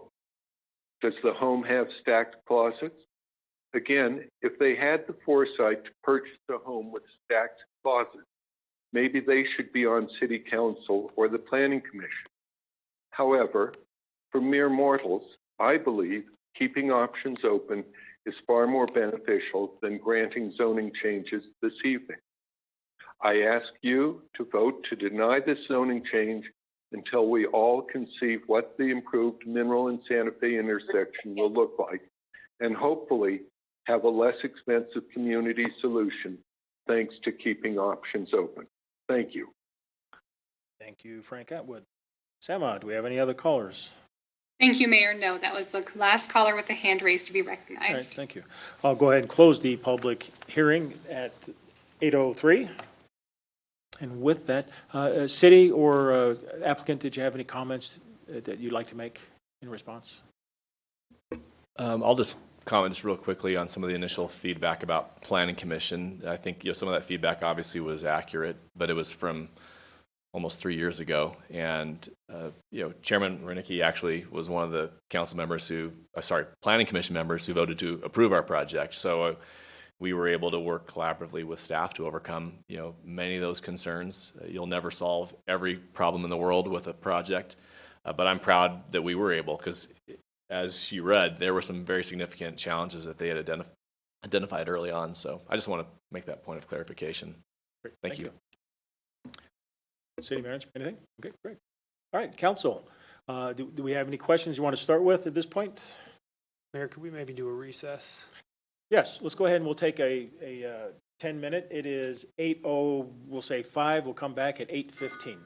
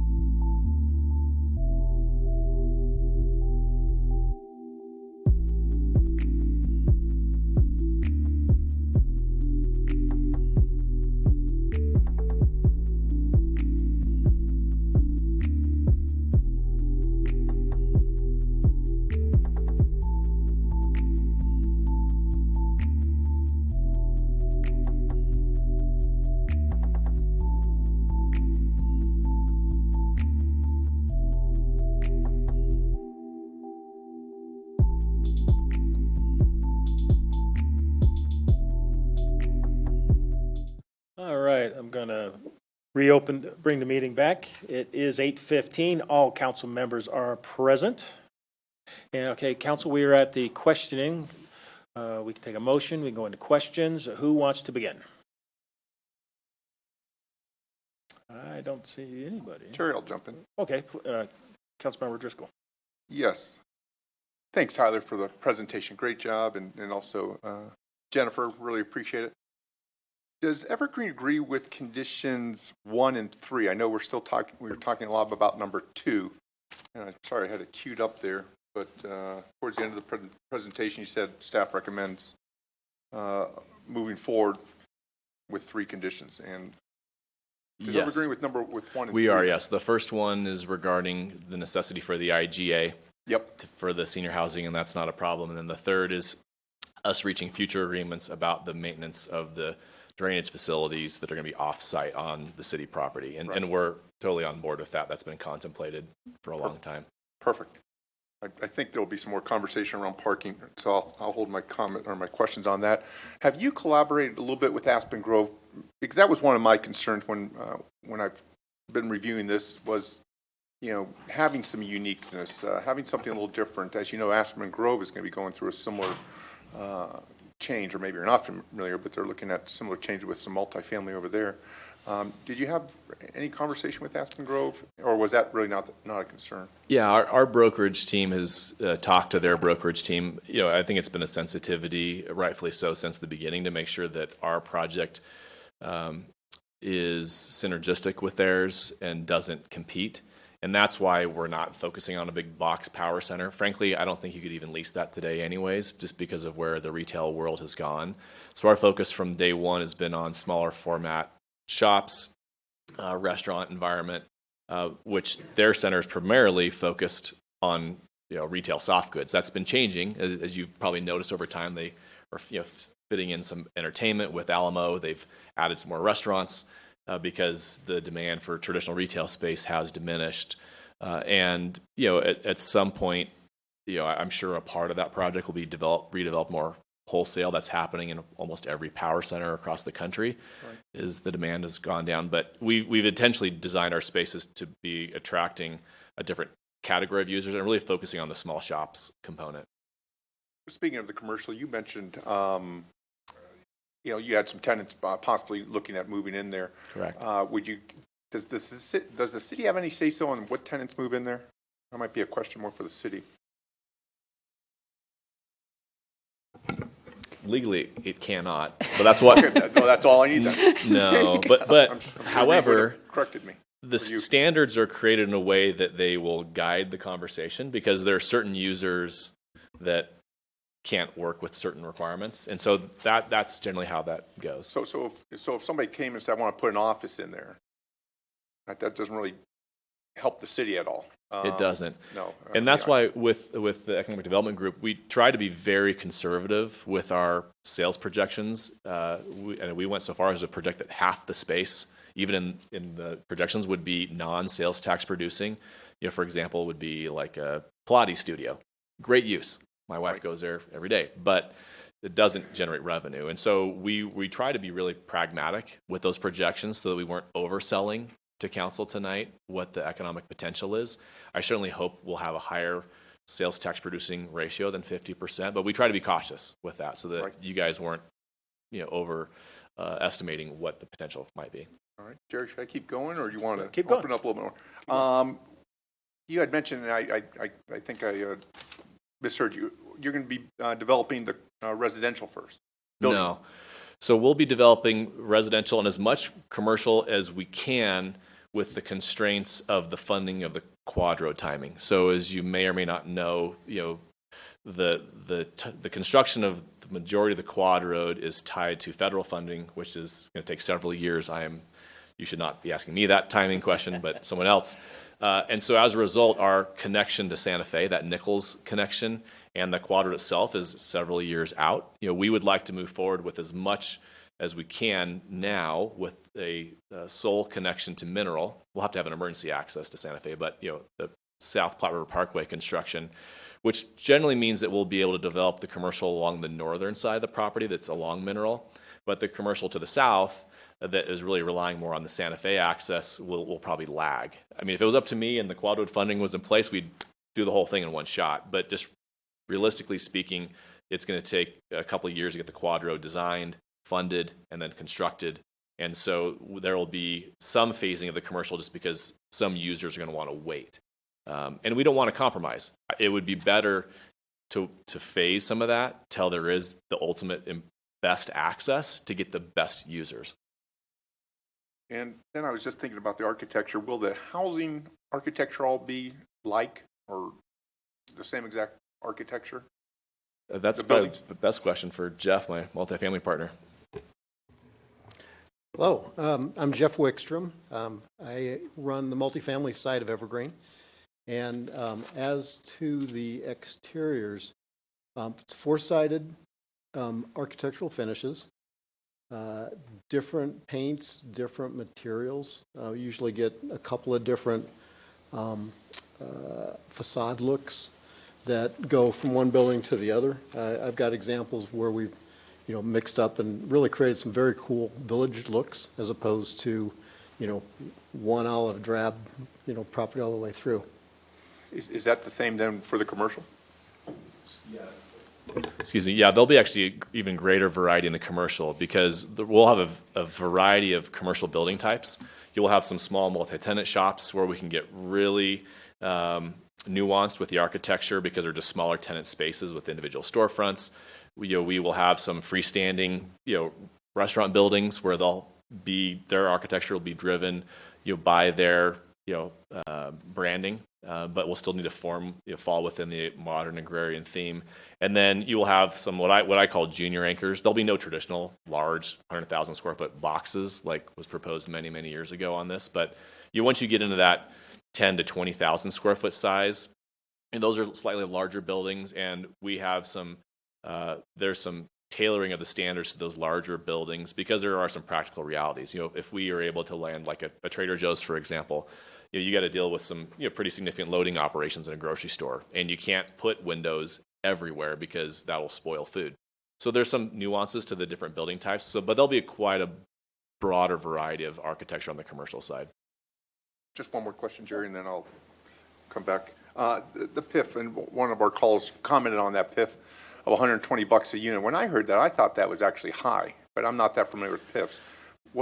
It was derived. It was a math equation that we worked collaboratively with staff on to make sure that the revenue potential for the kind of per acre of the senior housing component was equal to or greater than the sales tax producing potential. And so that's how we distilled down based upon the number of multi-resident senior housing units and the sales tax we were solving for, and we had to drive it backwards. So we would have loved for it to be lower, but we didn't want to shortchange the city, and that's how we came up with it. Does that sunset? It does not. Okay. That's it for now. Great, thank you. Council, I'm going to go ahead and have my couple questions here. Regarding the traffic from Mineral Avenue to southbound Santa Fe, what are you doing for to perhaps mitigate the cut-throughs that would go there? Actually, CDOT wants as much cut-through traffic as possible. So that's part of the design? It is, correct. Whenever the heck that is going to be. Correct, yeah. For now, it's going to be as it is, but eventually what do you call it, a quad? Quad road, yeah. Quad road. So eventually that will be the design from Santa Fe as well as the kit to Santa Fe. Correct, yeah. To try to, and that's why it was important for staff to have that traffic circle be it incorporated into the future design of the project, because for that cut through traffic that's going, on Mineral and cutting south, they want to be able to flow and not stack up at another intersection within the project. And so the continuous flow traffic circle will help that all to flow to take as much capacity off of that actual intersection of Mineral and Santa Fe. Great, yeah, that'll be helpful, I Yeah. think. So is it 2-lane? It depends on which part of the section, and I'm happy to actually share my screen with you again, Mayor, because that's probably the easiest way to do it is going to those sections. So let's see here. So this is South Platte River Parkway, and you can see there's actually one of the sections at the very top is where you are south of Mineral and south of the box culvert, in which case there's actually 7 lanes total. And this is where it's closer to the intersection where you have to factor in some turn lanes. So there's 3 lanes coming southbound, and then there's 4 lanes coming northbound, and that's to allow for the turning movements. Then as you move further south, away from the intersection of Mineral, it goes down to 4 lanes, 2 in each direction.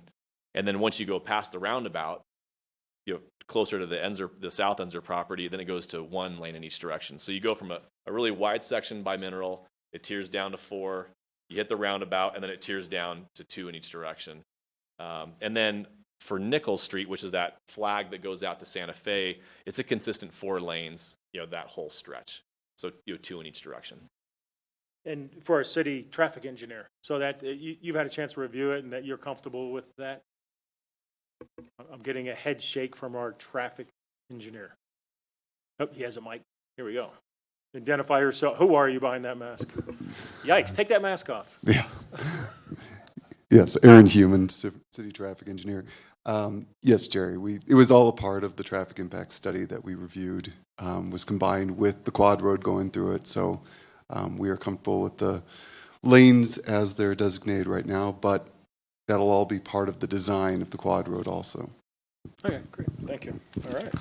Mr. Mayor, if I may, Yes, Littleton wins the award for us spending the most money on traffic analysis of any city in my entire career, and I think in Evergreen's 500 project history. So it's been studied very thoroughly. Oh, cool. Thank you. And let's see. So my last question then, or it's a comment, I guess. I don't know what it is. So you're going to phase in, what is it, 1/3 of the businesses and resident? Tell me again about, and if you could take that off so I can see the other council members. Oh, yes, I apologize. If you don't mind. No, but absolutely. yeah, the question is so you're doing a phase in first and that's part of the requirement, I think. Yeah, there's a minimum threshold of retail that's required, 6,000 feet. We certainly think that's possible and doable. We're hoping for a lot more. Our plan is tomorrow, literally, if we are so lucky to be approved by you all tonight, is get my leasing brokers out on the street, leasing this project, because we've been holding them back because we haven't had the zoning certainty, to go out and attract as many end users and distill down the interest we've had for over the last 3 years to what this first phase is. And again, how much can we develop, practically speaking, solely off of mineral access. And we're still working with staff, just to be fair and clear, to Anastasia and Aaron about what this phasing means and how much gets built up front and how do we make sure that the first phase sets the table for the ultimate quad road construction. So there's a lot of engineering details to work out, but it's my goal to build a substantial amount of commercial out of the gate. But the market will ultimately tell us how important that Santa Fe access is versus just mineral. So it's in phases. You're going to have some residents, some commercial, and then you won't start the second phase until that is occupied or just built? No, we will dovetail the second phase. We'll be demand driven based upon the timing of the quad road. So once we know that, hey, the quad road funding is teed up, the engineering's done, and let's say we're really a year out, that's the stage at which we will then launch into the second phase leasing, second phase construction, so that we're timing our second phase opening with the opening of the quad road. And so the faster that happens, the quicker we'll get the whole project online. Great, thank you. We have a question from Council Member Elrod.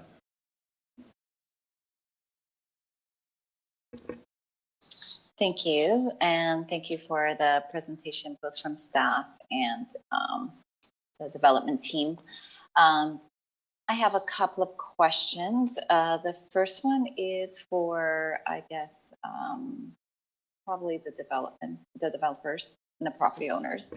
Interconnectivity is something that you mentioned that you worked hard on, but I'm struggling to see where and how interconnectivity is happening within the property. I do see the trails along the borders and sidewalks, but can you maybe share a bit more on how interconnectivity is happening inside the development?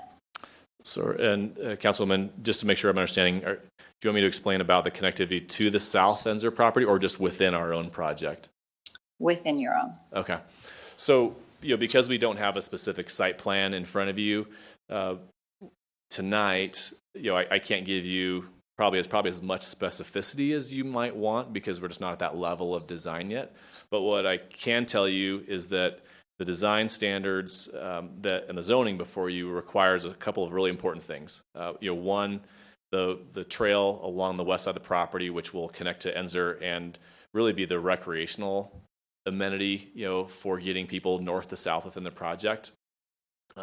We have the pedestrian path along Mineral Avenue, so the perimeters are covered.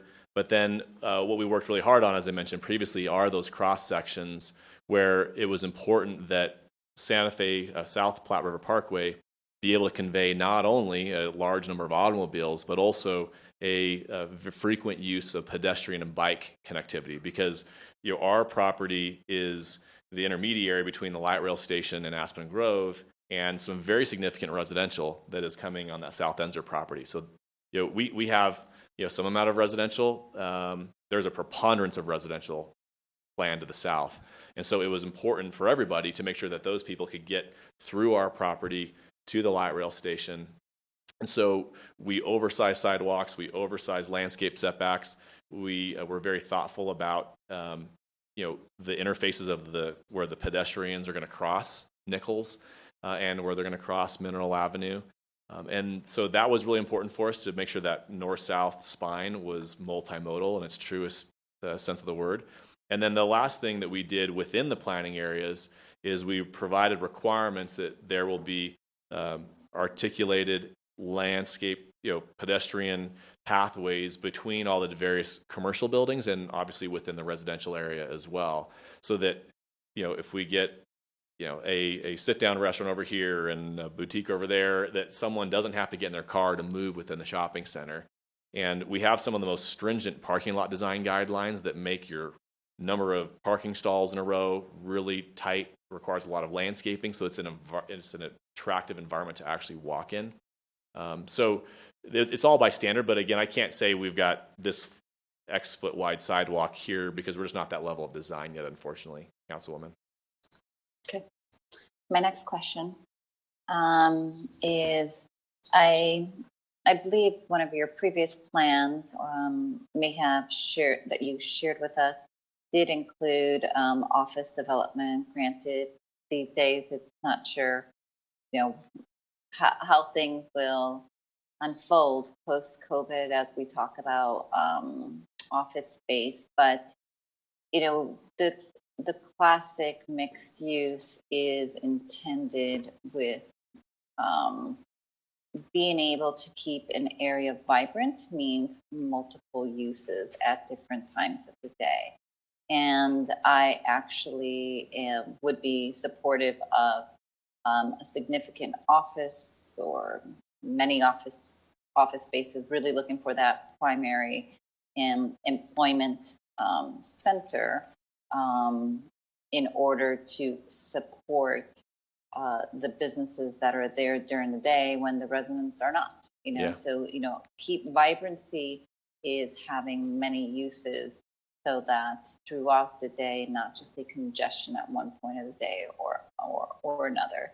So can you talk about why that perhaps has been removed from the plan, or how it may have been contemplated differently? Well, it definitely has not been removed from the plan. The current zoning standards allow for vertical mixed use in the Harvest District. We have fielded interest over the last 3 years from employers who want to office here.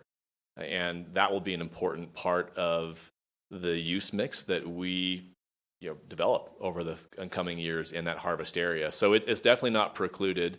We need to always keep our eye on the prize of maintain the balance of sales tax generation versus employment, and both are important.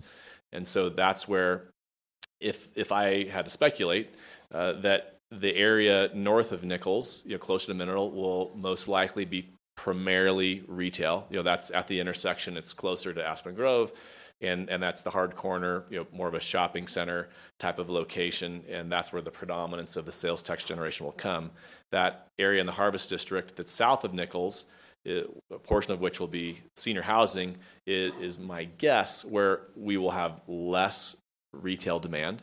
and where there will be more office demand. And so that's why ultimately in all of our modeling, we came up with this 50-50 breakdown of GLA, gross leasable area, between sales tax generating and non-sales tax generating, because we figured about half the project would be some type of either service or employment. And that would be a natural use in our concept plan. I just have it memorized. It's parcel H, and that will, I think, likely be more employment generating type of uses, whether it's medical office or primary employment. This is one of the areas where I'm actually really excited to test the market, because the employment uses are less access sensitive. So if we get one of these large employers who's ready to move without the Quadro and the Santa Fe side, that will give us an opportunity to develop more off of phase one, which would be thrilling, because I need as many daytime bodies, as you mentioned, Councilwoman, to fill those restaurants and to keep it active and vibrant at all hours. I think you answered my question. I just want to confirm I heard that correctly. So in your modeling, specifically to the 14.5 million, I think was the number that I saw of revenue generation, that assumed 50% sales tax, 50% some other non-taxable use. Correct. Okay, thank you. No further question. Great. Thank you very much. All right, Councilmember Grove. Nobody said it yet. I just have to thank staff for all your hard work over the last 3 years. It is it's very difficult, and thank you for everything you've done working with this. A couple of questions. Some of them are pretty quick. So when you talk about developing multifamily and commercial, are you the builder? I mean, or are you? Okay, Yes. so you're actually we go vertical on all the product types. And these multifamily units, they're all for rent, or are they purchase, or both? Currently contemplated for rent, Right. but life has a funny way of changing over the years, so you just never quite know. Right now we're seeing a lot of demand for that product, so that's the plan. I did go through all these materials. I could not find where in the design guidelines you specified height. I mean, there was height of fences, there was heights of all different things, That's but I a didn't great see question. height. I'll let Mr. Mike Sutherland answer that question. He's teed up and has them all memorized. Okay. So you can quiz them all you want. On? Is that? Yeah. Okay. There we go. Councilmember Grove, the heights of the buildings are in the plan development plan amendment. And they are, I believe they are on, I brought in the large set of plans here. I believe they are on the sheet 9, thank you, design standards. So that's where you'll find the They're building in the heights. design standards? No, Only in the PD. They're only in the PD. Why are they not in the design standards? The PD references the design standards. So the design standards deals with, like you said, fence heights, trash enclosures, things that are a little bit more finer grain than the PD. But if you're a developer and you're interested in the site and you look at the PD, most of the information you need to know is right in the PD.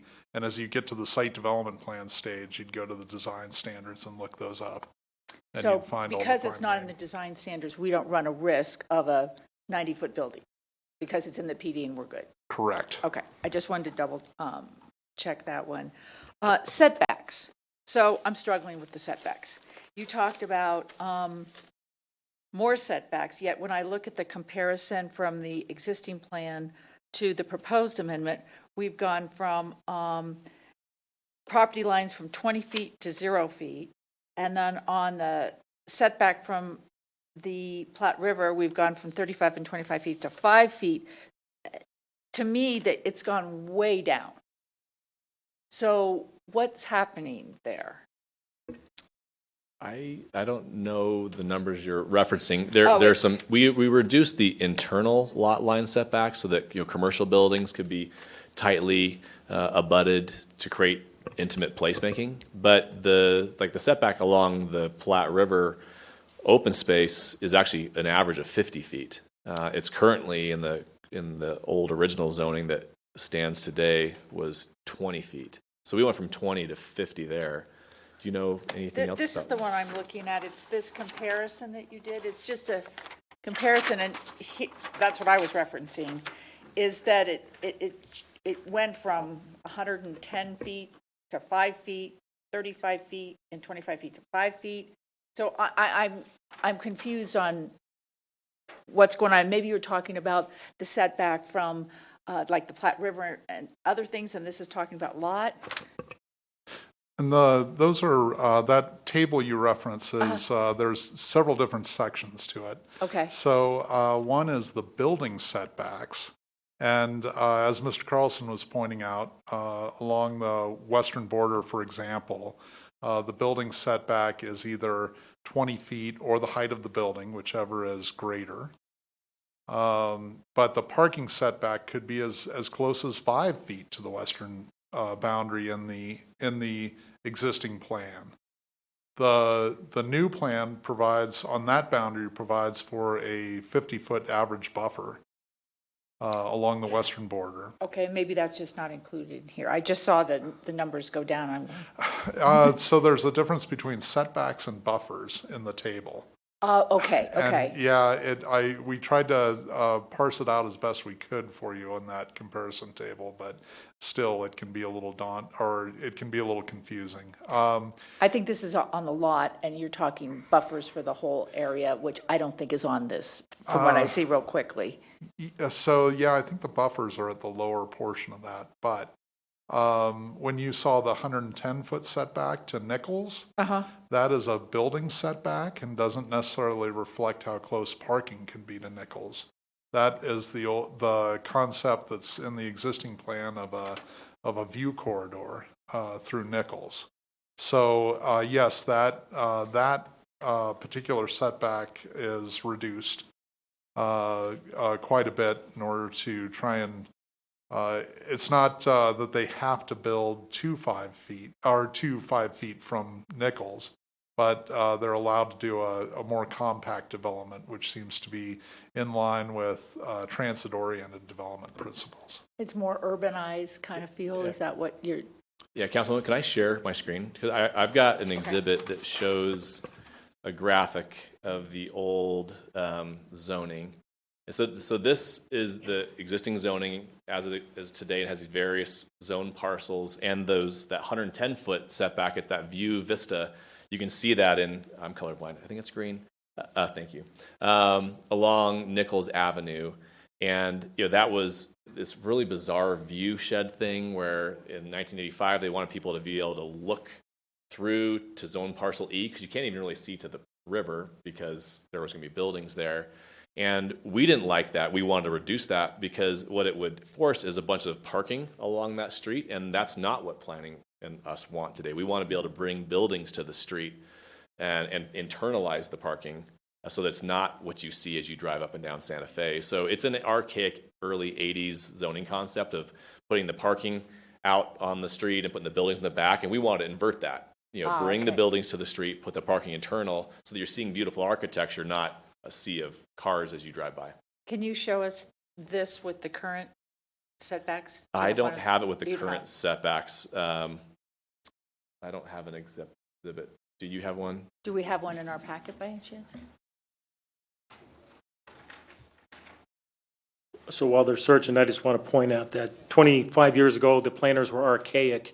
In 25 years from now, our planners today, are they going to be archaic also? No, I should be in the same office. Touche. So in essence, now those wide corridors are going to be narrower and closer to the street, is what you're saying. Along Nichols, correct. Along Nichols. What we wanted to do was increase the setbacks, the buffers along the open space, because that's where it's important, to keep people and buildings away because of light, noise, adjacency issues. Okay, and I'll save our parking discussion, I guess, will be later. Go ahead, right now. I'm just struggling with this parking. I see where staff is coming from in the lower parking. I see where the developer's coming from, that you need a certain amount of parking. And if people don't have a place to park, they'll park on the street, and not everybody's going to use light rail, and light rail doesn't take us everywhere we need to go. So people still need cars, and so I'm struggling on what to do with that portion of this PD, based on what staff says I see where you're going, what you say makes sense in terms of attracting commercial. One of the issues, me being female, is parking structures are not as safe. And as, open parking, there's just a feeling that, people can hide or, whatever. So I don't know how we resolve that. Well, can I make one quick comment? One of our challenges from the development perspective is, I know neighbors don't like it when people park off-site, but the reality is this center, these commercial areas, there's nowhere for them to go because we've got a highway on one side, we've got an open space on the other, we've got to have a quad road that's going to be actually segregating a lot of the commercial from the residential, and that quad road will carry a lot of traffic where we can't park cars on the street. So we, just by definition of the site, have to be able to self-contain our parking. I underparked a center in Stapleton because the neighbors freaked out and wanted less parking and not a sea of asphalt. And the reality is now they all park in the neighborhood streets around it. But it's Stapleton, so we can park on the neighborhood. Here, I don't have that. I will literally have a highway surrounding me almost on 4 sides, just with the amount of traffic. And so I can't spill over. And we all know, Lord have mercy, the RTD can't spare stalls during peak hour. Well, they could at night. I mean, how many people have run across Santa Fe Boulevard going from ACC to get to a concert at Hudson Gardens? I mean, it's not safe. No, it's tough. So people are going to park somewhere. And I just don't know where they're going to park and who wants to move into a unit where you can't park your car. And we're not New York, we're not Washington, D.C., where you can get a lot of places on public transportation. So I don't know what the solution is, and if any other council member has suggestions or... Thinking about downtown Littleton, how people say they want to park in front of their store might clear that up a little bit. I mean, to create a commercial parking spot where they have to walk to that store, to me isn't the right solution. I agree with the developer. I think they're on the right track, and I'm no longer struggling with the parking issue. So what's your solution? Exactly what the developer's proposing. Do you have more questions? No, thank you very much. We'll go to Councilmember Milliman and then Mayor Pro Tem. Thank you, Mayor. I have quite a few questions, and they're kind of all over the place. I echo Pam's appreciation to staff. I know that they've been working very, very, very hard on this over the last 3 years, and I really do truly appreciate all of their efforts and their expertise. And so thank you, thank you, thank you. My first question, maybe this is definitely for staff. If we deny this application and the city had to acquire the right of way for on the property for the quad road, how much would this cost the city? Would it be a cost shared with CDOT? What would happen with that? Hold on one second.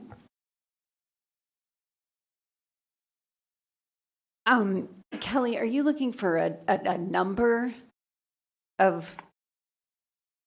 Yeah. Okay. So, I mean. A guesstimate, approximate. Okay.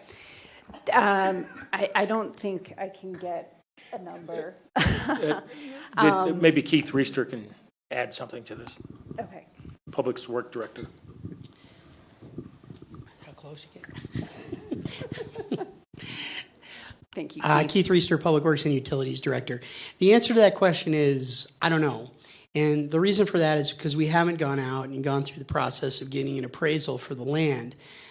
We would have to acquire the land, and if the developer, the current property owner, was not interested in selling that land, then we would be in the position of needing to condemn that land in order to acquire it. Obviously, I don't think a single person in this room that would like that option. And so as we work through the alignment, there's a benefit to both parties in that, they're going to have a road that has consistent access both on Santa Fe and on Mineral. And we also get the opportunity to move some additional traffic off of Mineral and Santa Fe as we seek ultimate solutions in the future. But we haven't gone out and done an estimate and appraisal for that, and it's a big number. Okay, thank you.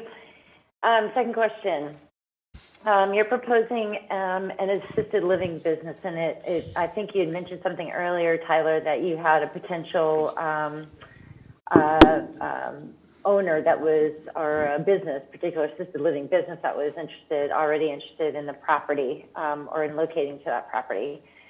I started thinking about this today, about how many assisted living businesses already exist within the city of Littleton. There's Libby Bort's in downtown. We have Highline Place on Broadway. We have a new one, Stone Creek on Windermere and Mineral. We have Life Care Center on Mineral, which is right around the corner for Stone Creek. And then I know Windcrest is technically, not in the city of Littleton, but it's located, I'm guessing, less than a mile from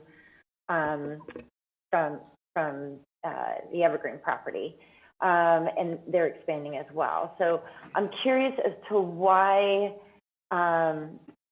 you're proposing yet another assisted living business within the city of Littleton. How is this particular business going to benefit the community when it is private pay only, doesn't accept Medicare or Medicaid? Also, I wanted to know if anybody in the city knows what the typical occupancy rates are for the other assisted living properties within the city. Sorry, this is a really long question, not kind of all over the place, but affordable housing for seniors. We have an aging in place population within the city of Littleton. They're looking to downsize. And I don't know that with this particular property, if that's going to be something that's going to be affordable for them. So anyway, that's a very long question. Sorry. There's a lot of different components to it. No, and I will do my best to answer all of them. I think, on the demand side, what this project is trying to capture, and it's no secret, is two of the largest demographic trends in the United States. And one is the aging of the baby boomers who have put off, retirement for as long as possible and who have stayed in their houses as long as possible, frankly, but are now entering the age where that's not always an option. And then the second is a huge millennial Gen Y population that is both ingrown from just Colorado residents, but also a lot of people moving here, from the coasts and that younger demographic. And so our housing is trying to capture both ends of that dumbbell, which is, the younger population in the more traditional apartments, and then providing a place with the senior housing component where they can, as individual can transition from independent living to assisted to even memory care. I had a grandfather who passed away from Alzheimer's, which is sensitive to me. That's something that unfortunately many people face. So there is a huge demand, not just in Littleton. This is, what you're commenting on is not unique to your city. It's all over the Denver area. It's a very popular place for people to retire. And Denver is a very popular place for people to get their life started. And so we're trying to capture that. I have no question about the demand, and that's why you're seeing them come up. And just like, there's a whole lot of single-family traditional housing, there's a big chunk of those residents who are aging, whether they want to admit it or not, and they need a place to go. And some will be blessed to be able to afford in-home health care, and others will need, more full-time assistance or at a facility. So what we're hearing from not only this one group, but from a vast number of groups, is that there is very strong demand.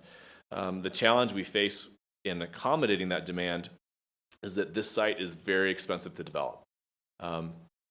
For all the infrastructure reasons that were previously mentioned, we will be paying for, over half of the cost of that quad road, which is going to benefit the city because you don't have to pay for it 100%. Not only are we contributing the right of way, but we're also paying for half the improvements.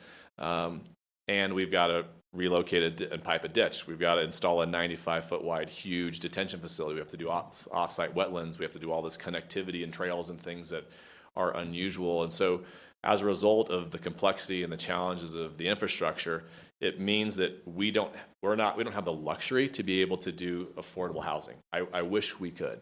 And that's why I'm sensitive to the additional cost of a parking garage, because we already have a lot of expense and I can't add to that problem. So I wish we were able to have a affordable component for senior or otherwise, but we don't have those economics with this site in particular that allow us to do that, unfortunately. Yes, I'm still confused and a little concerned as to why we need yet another assisted living business within the city when we already have, I listed 4 of them. Well, it's the same reason why we will have new restaurant options, and you have plenty of other restaurants within the city. Not everyone will like the current offerings. People will have their own individual preferences. And what I can say is, while maybe some people will not see a need for it, there'll be a lot of other people who will want to be there. And that's what the market data is telling us, is there's just tremendous demand for senior housing in this part of the city. And we, as a developer, want to meet that demand. And we see value in having the full age spectrum of residents. Kind of speaking to Councilman Elrod's comment, the millennials will be going out to work every day. Those who are in the independent living component of the facility will be able to go out and shop during the day because they're not working. And so that's attractive for me from a retail perspective, to have residents who are frankly more locally oriented and aren't going to want to drive on the weekend to go to Rhino and get hammered. They will just go across the street and be the repeat customers every night at 4:30 for their dinner. That's an important thing for us to create a vibrant community. And so along those lines, I think Patrick had asked about the public improvement fee and if it's sunset. So I can't remember what I saw in the packet. I think it was like it expires maybe in 5 years. Does it expire, or No. is it just that fee is something that the revenues that the city will collect from here on out? It's into Until perpetuity. infinity, and increases with the fee. The revenues increase with inflation. Is that right? It does. So it's into perpetuity. Okay. It increases 7.5% every 5 years to pace with inflation. And it does not go away in 5 years. Believe me, the senior housing guys would have been thrilled. But it will not. It's for the long-term city benefit. Okay, thank you.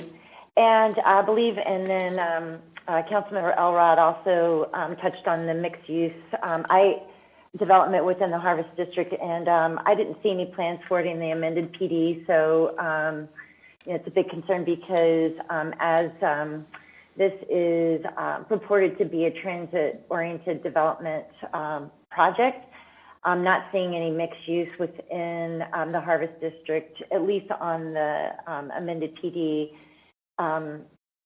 It's concerning, and again, would you mind elaborating on that? Yeah, sure.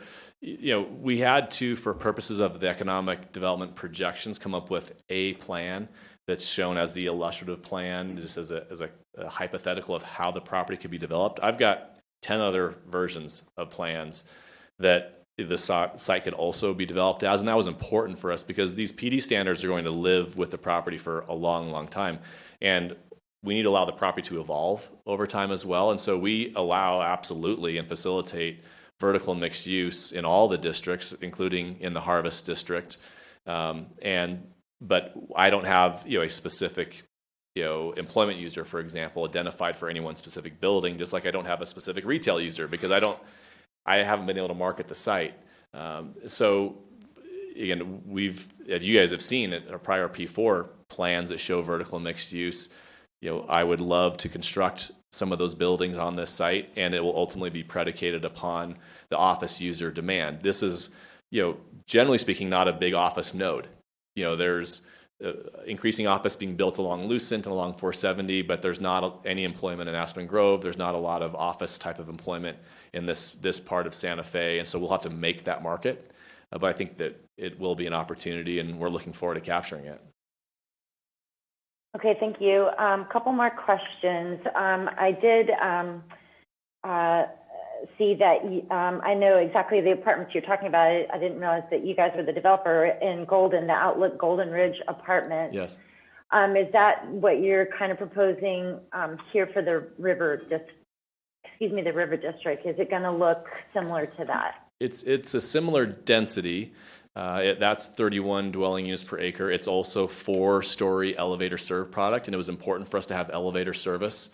We found that to be very popular with a lot of residents, both older and younger, but with mothers with strollers and carrying grocery bags, and people who are maybe more mobility constrained, whether they're handicapped or the elderly. So it's going to be very similar to that. It will have a different look to it, architecturally, and different colors and materials. But if you've driven that will give you a kind of a feeling for the density of the product, because that is the density target for the multifamily.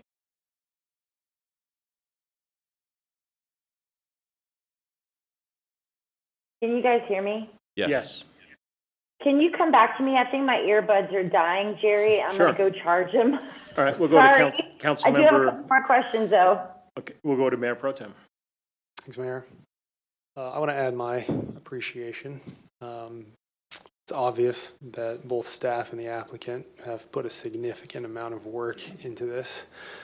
One of my many hopes for our pending ULUC is that this kind of thing will never again take 3 years to get from start to finish. I have a comment and then a question, and I'll start with my comment, which is the thing that stood out to me far more than anything else in our materials and in the presentations tonight is parking. It seems both fundamental and irreconcilable to me. And what I mean is that if we as council pick staff's proposal, you as the applicant have been pretty candid in your parking memo that nothing or very little will get developed, and certainly the full opportunity of this property will not be realized. If, on the other hand, council sides with the applicant in terms of your request for parking ratios, then we will end up with a development that I believe will be fundamentally different than the negotiated proposal staff has worked so hard these 3 long years to get to. In other words, we won't get the aesthetics that are being represented tonight. We won't get the character that's being represented tonight. We won't get the walkability. We will get something that looks, I fear, like a parking lot. And to the extent that, our consultants who are helping us in the ULUC believe that the primary driver of character is how you accommodate the automobile, that's just not really acceptable to me. And I would add, too, that to the extent this is a legacy property for our city, in terms of it being one of the last green fields, in terms of its proximity to the very rare and very precious aesthetics and ecologies of South Platte Park, in terms of its proximity to light rail. I just have pretty well zero tolerance for anything on this property being developed that is going to be underwhelming, that is going to be anything that does not rise to the occasion of this being a legacy property. So when it comes to that fundamental, and I believe, again, irreconcilable question of parking, I'm going to take staff side. The question I have is this.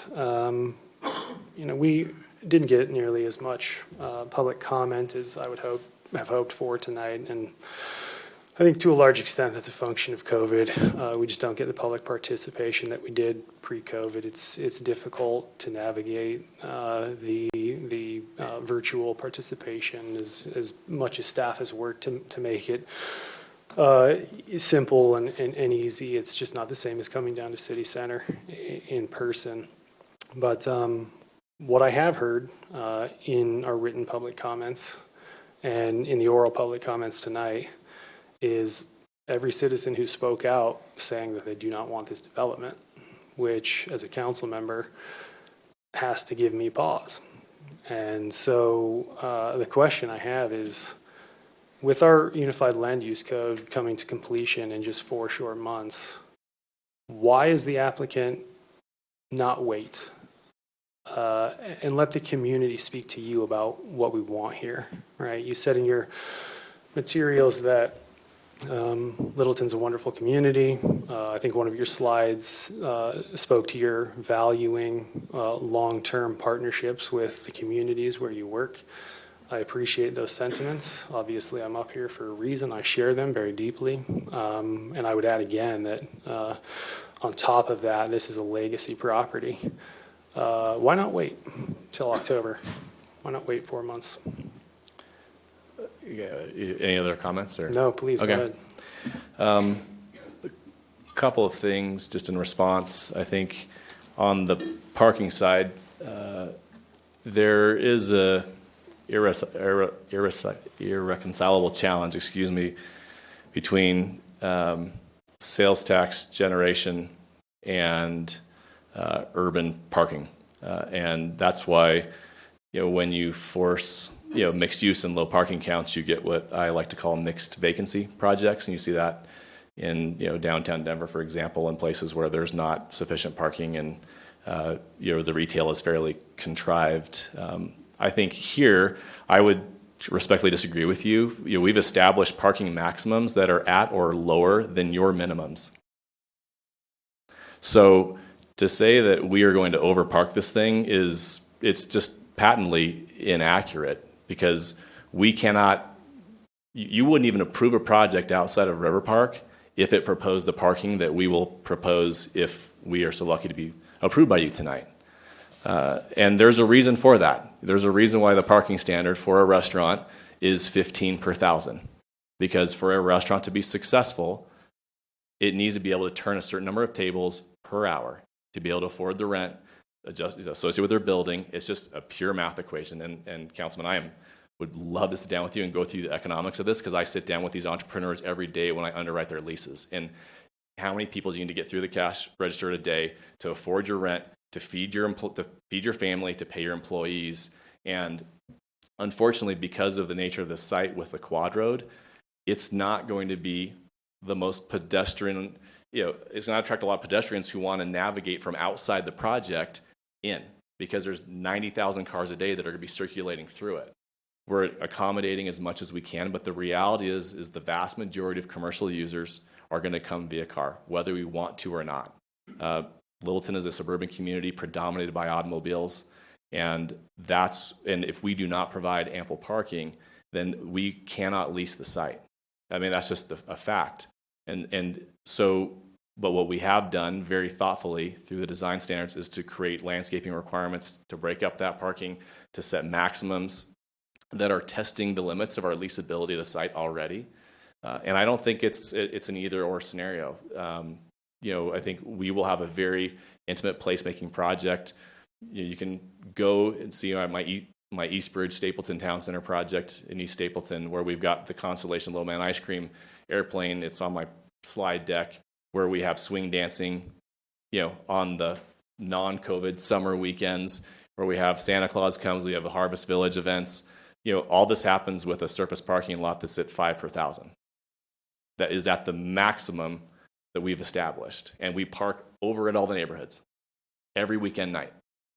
So if there's one thing that I know, because I've done it every day of my career for the last 20 years, is retail and what it takes to create a successful retail environment. And if you choke the parking in the suburbs, you will choke those businesses to death. And what you will get is underparked mixed vacancy projects that don't produce sales taxes, that don't thrive, that will ultimately end up back with a lender. And I'm not willing to zone a property that puts small business owners that I will lease to in that jeopardy, because they won't know what they're getting into. They will see the pretty brochures, they will sign a lease, and then they'll show up and their customers will get pissed off after the first 3 times they come and they can't find a parking spot. So my goal is to create environments where these end users, these small business owners, can thrive. And I get almost emotional about it, because I've worked with these people the last 12 months to keep them alive. Personally, I have with people in tears about how many employees that you have to fire, and I'm not going to put a project on my books that does not provide these entrepreneurs a place where they can thrive and succeed. And parking is part of that. I wish it wasn't, but that's just the nature of our communities. I can tell you in terms of citizen participation, we're just beginning that process. Every single SDP will be publicly commented, and what we will do on this project, like we have for all of our other major retail projects, is do actually focus groups from a leasing perspective outside of the normal neighborhood meetings, where we solicit feedback more broadly than 700 feet, like the whole community, whoever wants to, and we generally do them at the rec center or someplace like that, and we have a series of focus groups focused solely on leasing. What are the uses and categories that you don't have meeting your personal needs in your neighborhood? What do you want to see close? And that has been one of the most actually engaging neighborhood interactions that I've had, is those leasing focus group meetings, because we're not voting on a project, we're not talking about a setback, we're not talking about heights. We're talking about is what are your personal family's preferences, and what we do is take that information, we feed that to our leasing team, and we come up with categories we never thought to even approach. You know, we actually take, as I mentioned to someone here, we actually take interested end users and plant them in those focus groups so they can hear from the actual customers what they want. And that's how we very carefully curate these shopping centers with uses that the neighborhood wants, not just what we project, not just what the market, the market research experts say, but what the actual neighbors want. So we're just beginning that process. Believe me, I would have hoped to have been to council a lot sooner so that our neighborhood meeting was closer to this vote, but that's just not the way this is played out. And the reason why we don't want to wait for the new zoning code is because there's peculiarities with this site that have to be addressed idiosyncratically. That code is being written for the whole city writ large, and it will apply to the vast majority of sites. But this is a highly nuanced location because of the quad road, because of the TOD, because of the open space. And so even if we waited 4 months, we still couldn't use that new code. We would still have to do variances or deviations from it because it doesn't fit exactly with this specific location. So that's why we want to wrap up. I mean, the good news is we've been able to draft off of a lot of that work. There's a lot of that new code that is actually in our design standards. And you can ask Jennifer and Mike about that, but we've actually been working pretty symbiotically to take a lot of that and bake it into our proposal tonight. Councilmember Malin, if I may, just Please, add to Jennifer, that in terms of the condition before you that staff placed was in an effort to meet a variety of conflicting, honestly, directives that we got from the station area master plan, that there be a parking garage in the general vicinity of the RTD site. We have the corridor plan that calls for, have the best and highest economic use on a property. When you hear what Tyler has to say about the economics of a parking garage, that flies in the face of getting an economic powerhouse at this. But when you take the stamp and wanting a parking garage here, we had to balance those efforts. So I think another thing to stress on this is the condition that staff has put forward is really a limit on surface parking in an attempt to get a different type of parking, and honestly to get our partners, such as RTD, such as possible federal funding that would fund something like a parking garage. I understand that a developer probably can't fund a parking garage, and unfortunately the city is not in a position to help fund this, and we have to rely on other partners to create interesting, creative parking solutions. But we have to have other willing partners, and we are working with those partners right now, but they are also facing the financial situation that many of our partners are at this time. Yeah, if I could just respond, I appreciate the applicant's passion. You should look out for the economics of your development. I don't disagree with you about what you're saying about the economics of the development. It's just clear to me that, especially on this property, the city has a multitude of additional interests alongside, complementary to the economics that you're talking about. And staff's recommendation is staff's recommendation, right? It is central to the development proposal that they, over 3 years, have worked for, negotiated for, in terms of, again, of aesthetics and walkability and so on, right? Nothing that I'm hearing is untying the knot for me.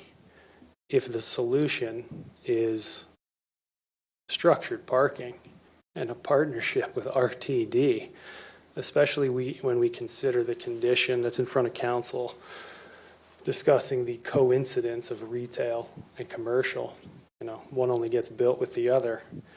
We can all sit around for the next 5 years waiting for RTD to do what RTD doesn't do, right? No disrespect to RTD. Organization's a mess. Again, I find it fundamental. I find it irreconcilable, and I'm going to take staff's recommendation because only if parking is managed in the way that staff has recommended do we get anything approximating the development that's in front of us today. Otherwise, we end up with something utterly conventional on this property that is anything but. So, thank you. Thank you. Before we get back to Councilmember Milliman, City Attorney? I think we're good. My understanding was Councilmember Milliman was having some audio issues, but. Oh, she's good. She's good. Thank you. And Councilmember Fay, you haven't had a chance yet. Would you like to comment at this point? Sure. Thanks for giving me the opportunity. Sure. I'm keying in particular about opportunities to work with other entities. The developer made it clear that retail he expects to come forward cannot afford structured parking, but we are hoping very much to have TOD, and TOD involves other entities. So that's how I'm looking at it. Thanks. Great, thank you. And we'll go back to Councilmember Milliman, and then I have a final comment, and then I would hope to get a motion of some sort at that point. So we'll go to Councilmember Milliman. Oh, yeah, thank you. Sorry about my AirPods. I missed some of Councilmember Millen's comments, but I did catch the very end about the parking space requirement, specifically with what staff is recommending, and I agree with Scott on that. I think in order to promote a transit-oriented development plan, staff's recommendation absolutely supports that, and if we can find partners to help fund that parking structure, then I definitely support staff's recommendation on that. With regards to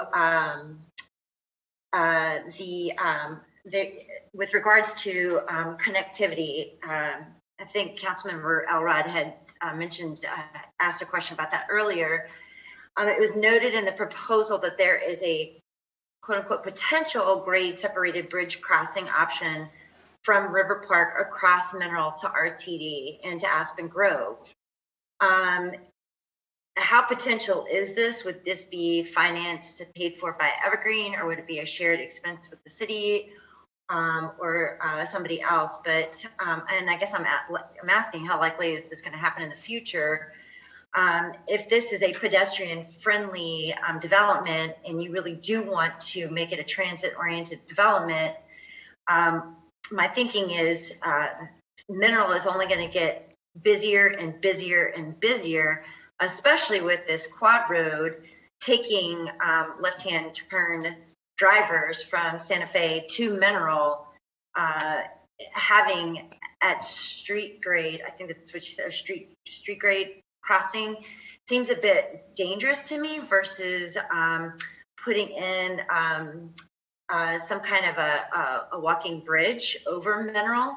The same goes with the at-grade street crossing on, I guess that's South Platte Parkway, from the River District, from those apartments into the Harvest District, encouraging those people to cross that street. Again, I don't know how safe that's going to be. I guess that's a question for the traffic engineer. But again, with the increased traffic of folks coming through that quad road, how can we ensure, I know that there's a roundabout that's going to slow people down, but people hit that roundabout and they're just going to take off to hit the light at Mineral, as quickly as they can. Are we really is this really a safe, pedestrian-friendly, safe development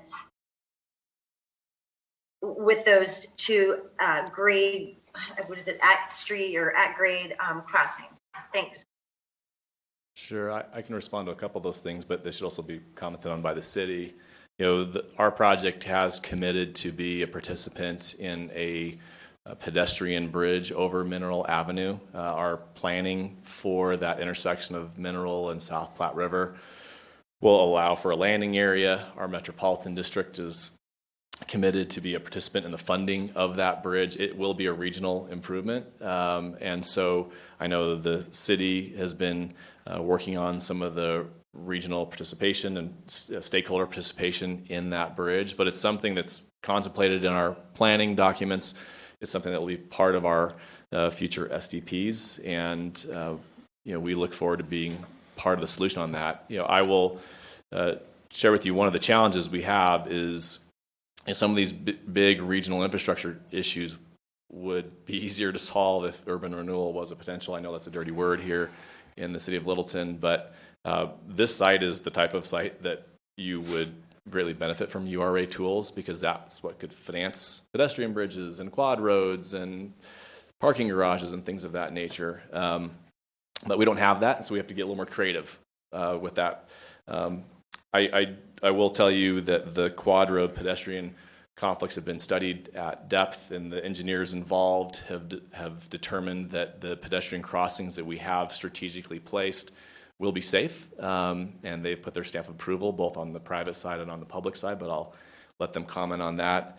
And I do need to go down the rabbit hole real quickly. I have to on this structured parking condition, because the zoning tonight requires at least 6,000 to 1,000 square feet of commercial to be built solely off of Mineral Avenue access.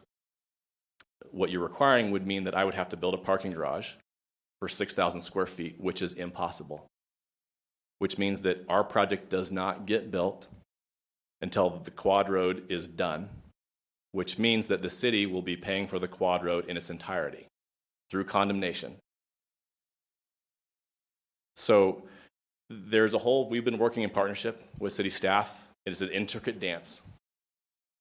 But I won't be sucker punched in the face on a parking standard that is, no offense to Jennifer and Mike, fairly arbitrary and contrived, does not exist anywhere in the city of Denver, in the metro area, the entire Front Range. There is no such thing. It borderlines on a taking, forcing a property owner to build structured parking, which is not economically merited. So there's a legal question, to be honest with you, for the city attorney to evaluate. And so you're with an approval tonight with that condition, we're going to go down a rabbit hole that is a lose-lose proposition. We have worked in hand in glove with city staff to partner on this quad road. I've spent $300,000 on traffic studies that we've paid for without reimbursement from the city. My normal projects, I spend $30,000. So 10 times on our dime, speculatively, to facilitate the city's regional traffic solution. That's not our fault. So I just want to be very clear here that approving condition number 2 is, to be honest with you, a zoning act of war against our property because it sterilizes it. I cannot build it. I've told you that a million times. The residential residents can't afford it. The commercial tenants can't afford it. And this property will continue to sit vacant, will not generate the $14.5 million of projected revenue for 20 years, and ultimately will create a huge impasse for the development of the quad road. So I just want to be clear. I'm just being honest with you. I would love to continue the collaboration to work hand in glove with city staff on solving this nightmare that's out there and solving the wetlands and the drainage and everything else. But I've got to have a project I can develop. I have to. And it does not, and I cannot accommodate a parking garage. And I can't be forced to do it, legally anyways. Thank you. Can I make one more comment? I'm sorry. Go ahead.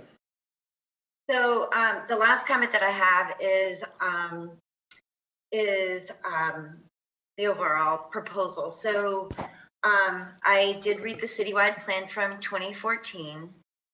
There was a reference in there to the Santa Fe corridor from the small area plans from 2013.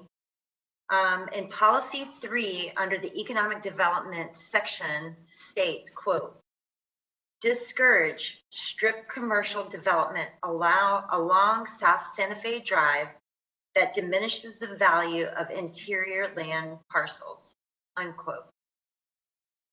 And when I looked at the plan, at your proposal, and looked at it again and again and again, what I see is a drive-through development, auto-oriented drive-through development.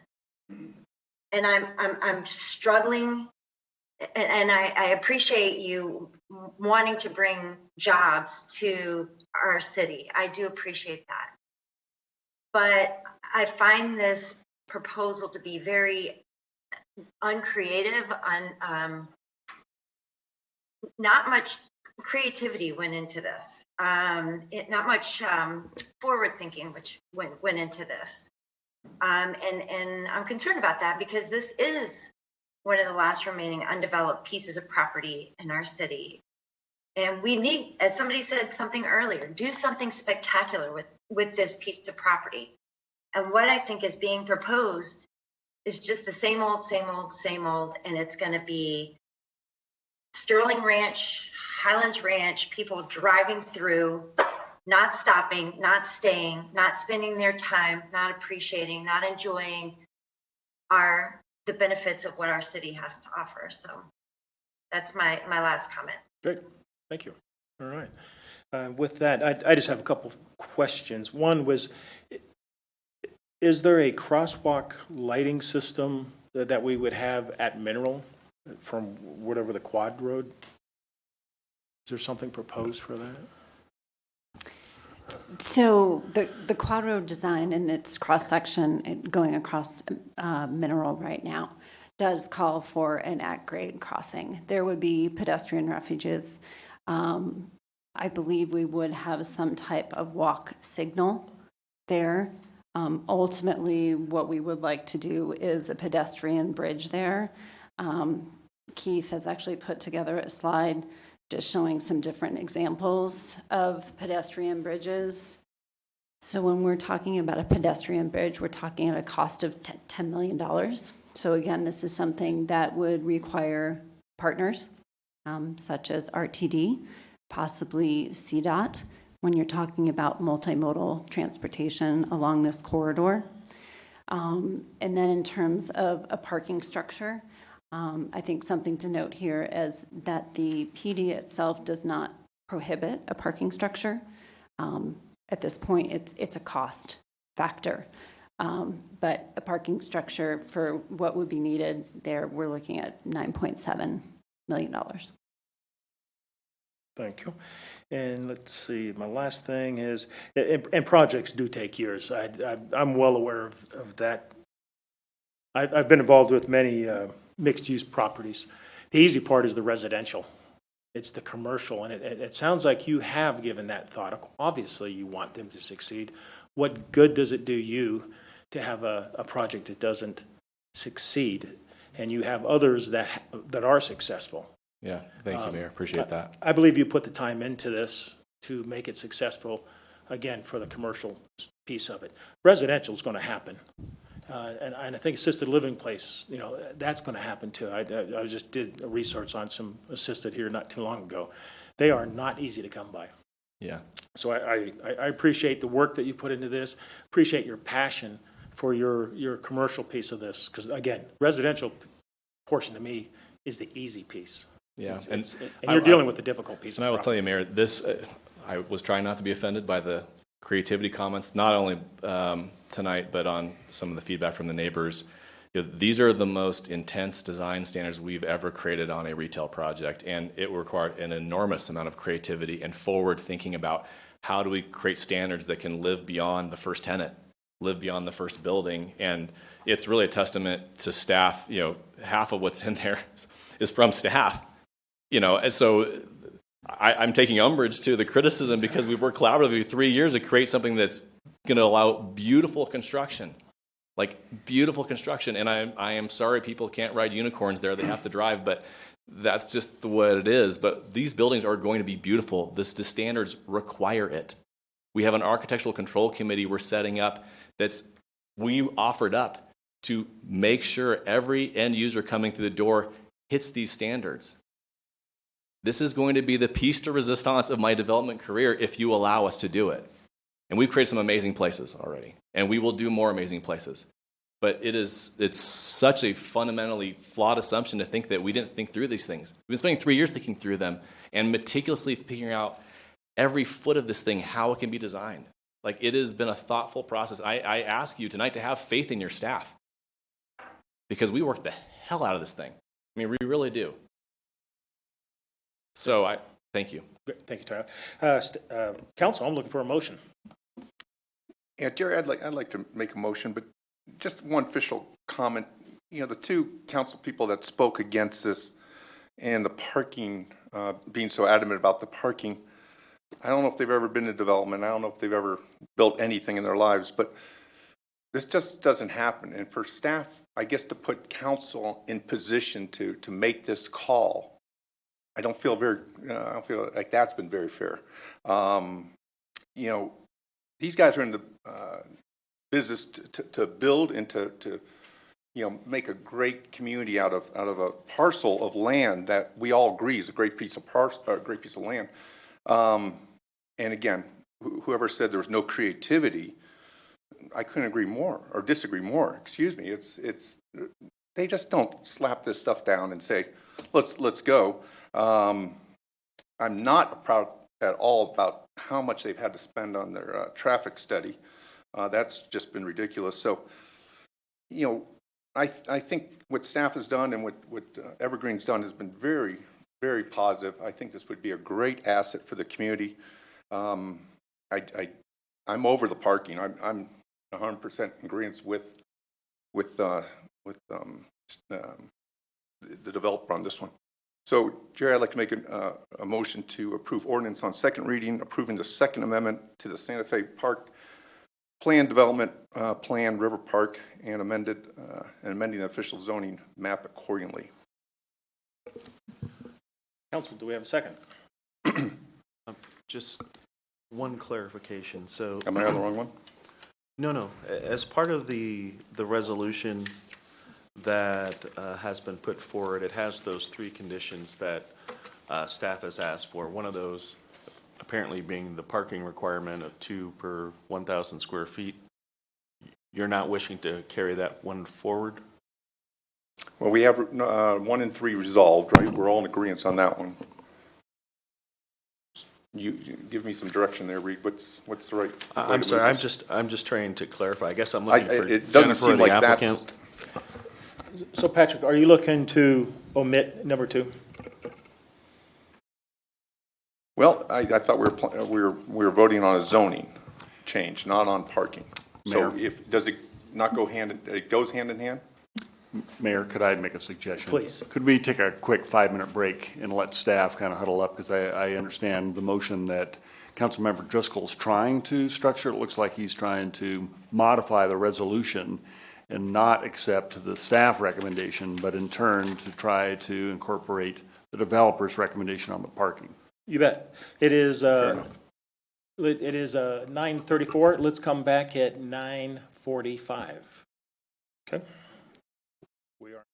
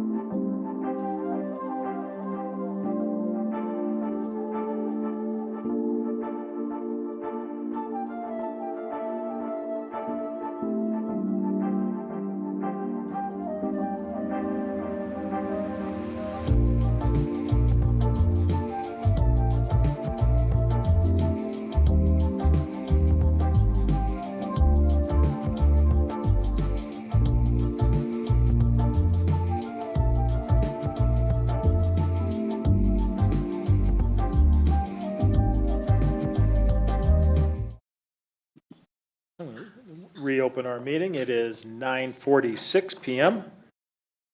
We just had a discussion on a motion, on a proper motion.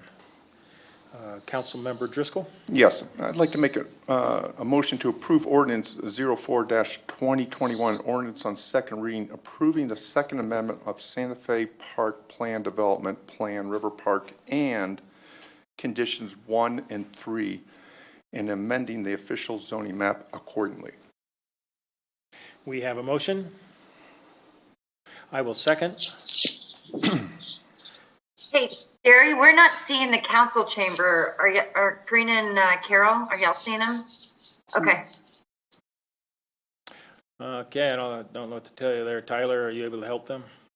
Yeah, it's back. Okay, good. You're back? All right. We just had a motion and a second the second was by Valdez. Do we have any discussion? I see that Carol Fay, or Councilmember Fay, you have your hand up. Yes, could we have clarification of what we are and are not voting on? The motion that Councilmember Driscoll just presented. Right, I understand that part. When we went on recess, we were wondering where we were on the parking thing. Could you explain where we are on the parking thing now? You bet. So what we did, when you look at the documents or the report that you got from the report from staff, when you get to page 3, it has those 3 conditions, 1, 2, 3. So Councilmember Driscoll has made the main motion to include 1 and 3. So we can have an amendment that addresses number 2 somehow. So Carol, one is the assisted living of the PDF or PIF agreement, and number 3 is the future agreement for construction and maintenance of drainage improvements on the city property. So that's what 1 and 3 are. So we're leaving off the parking for now. Oh, okay, yeah, my question was what happened to the parking? So Yeah. you're leaving that. Yeah, we're going to make an amendment on that. Yeah, and if somebody wants to make an amendment addressing that, we can do that. And here's an alternative that we have, is that we could also have a motion to table to a date certain. Or we can have an amendment to the motion that would include the parking of some sort for staff to go do a few things. Could be a pedestrian bridge, whatever it may be. Council, where do you want to go on this? Right now, we do have a motion and a second. Do we have to vote on this one before we have a motion to table? No, the table would have to come first. Right. I move to table this to a date certain. We have a motion. Council? I'm going to second that. We have a motion and a second. The date certain, Councilmember Fay would be May 4. Sounds good. Okay, is that works for staff? Let's vote. Okay. Okay, cool. Can we make some comments on the, right now, so- it's the moment, the motion right now, the amendment is to table. So is that your table the whole decision to a date Until certain, May- or the first motion that was made by Driscoll? the entire ball of wax till May 4. That's where we are. Okay. Does everybody understand? So we have a motion and a second to table this to a date certain, which is May 4. So we're good there? All right? I just think that this parking issue needs to be addressed, and it's all part of it.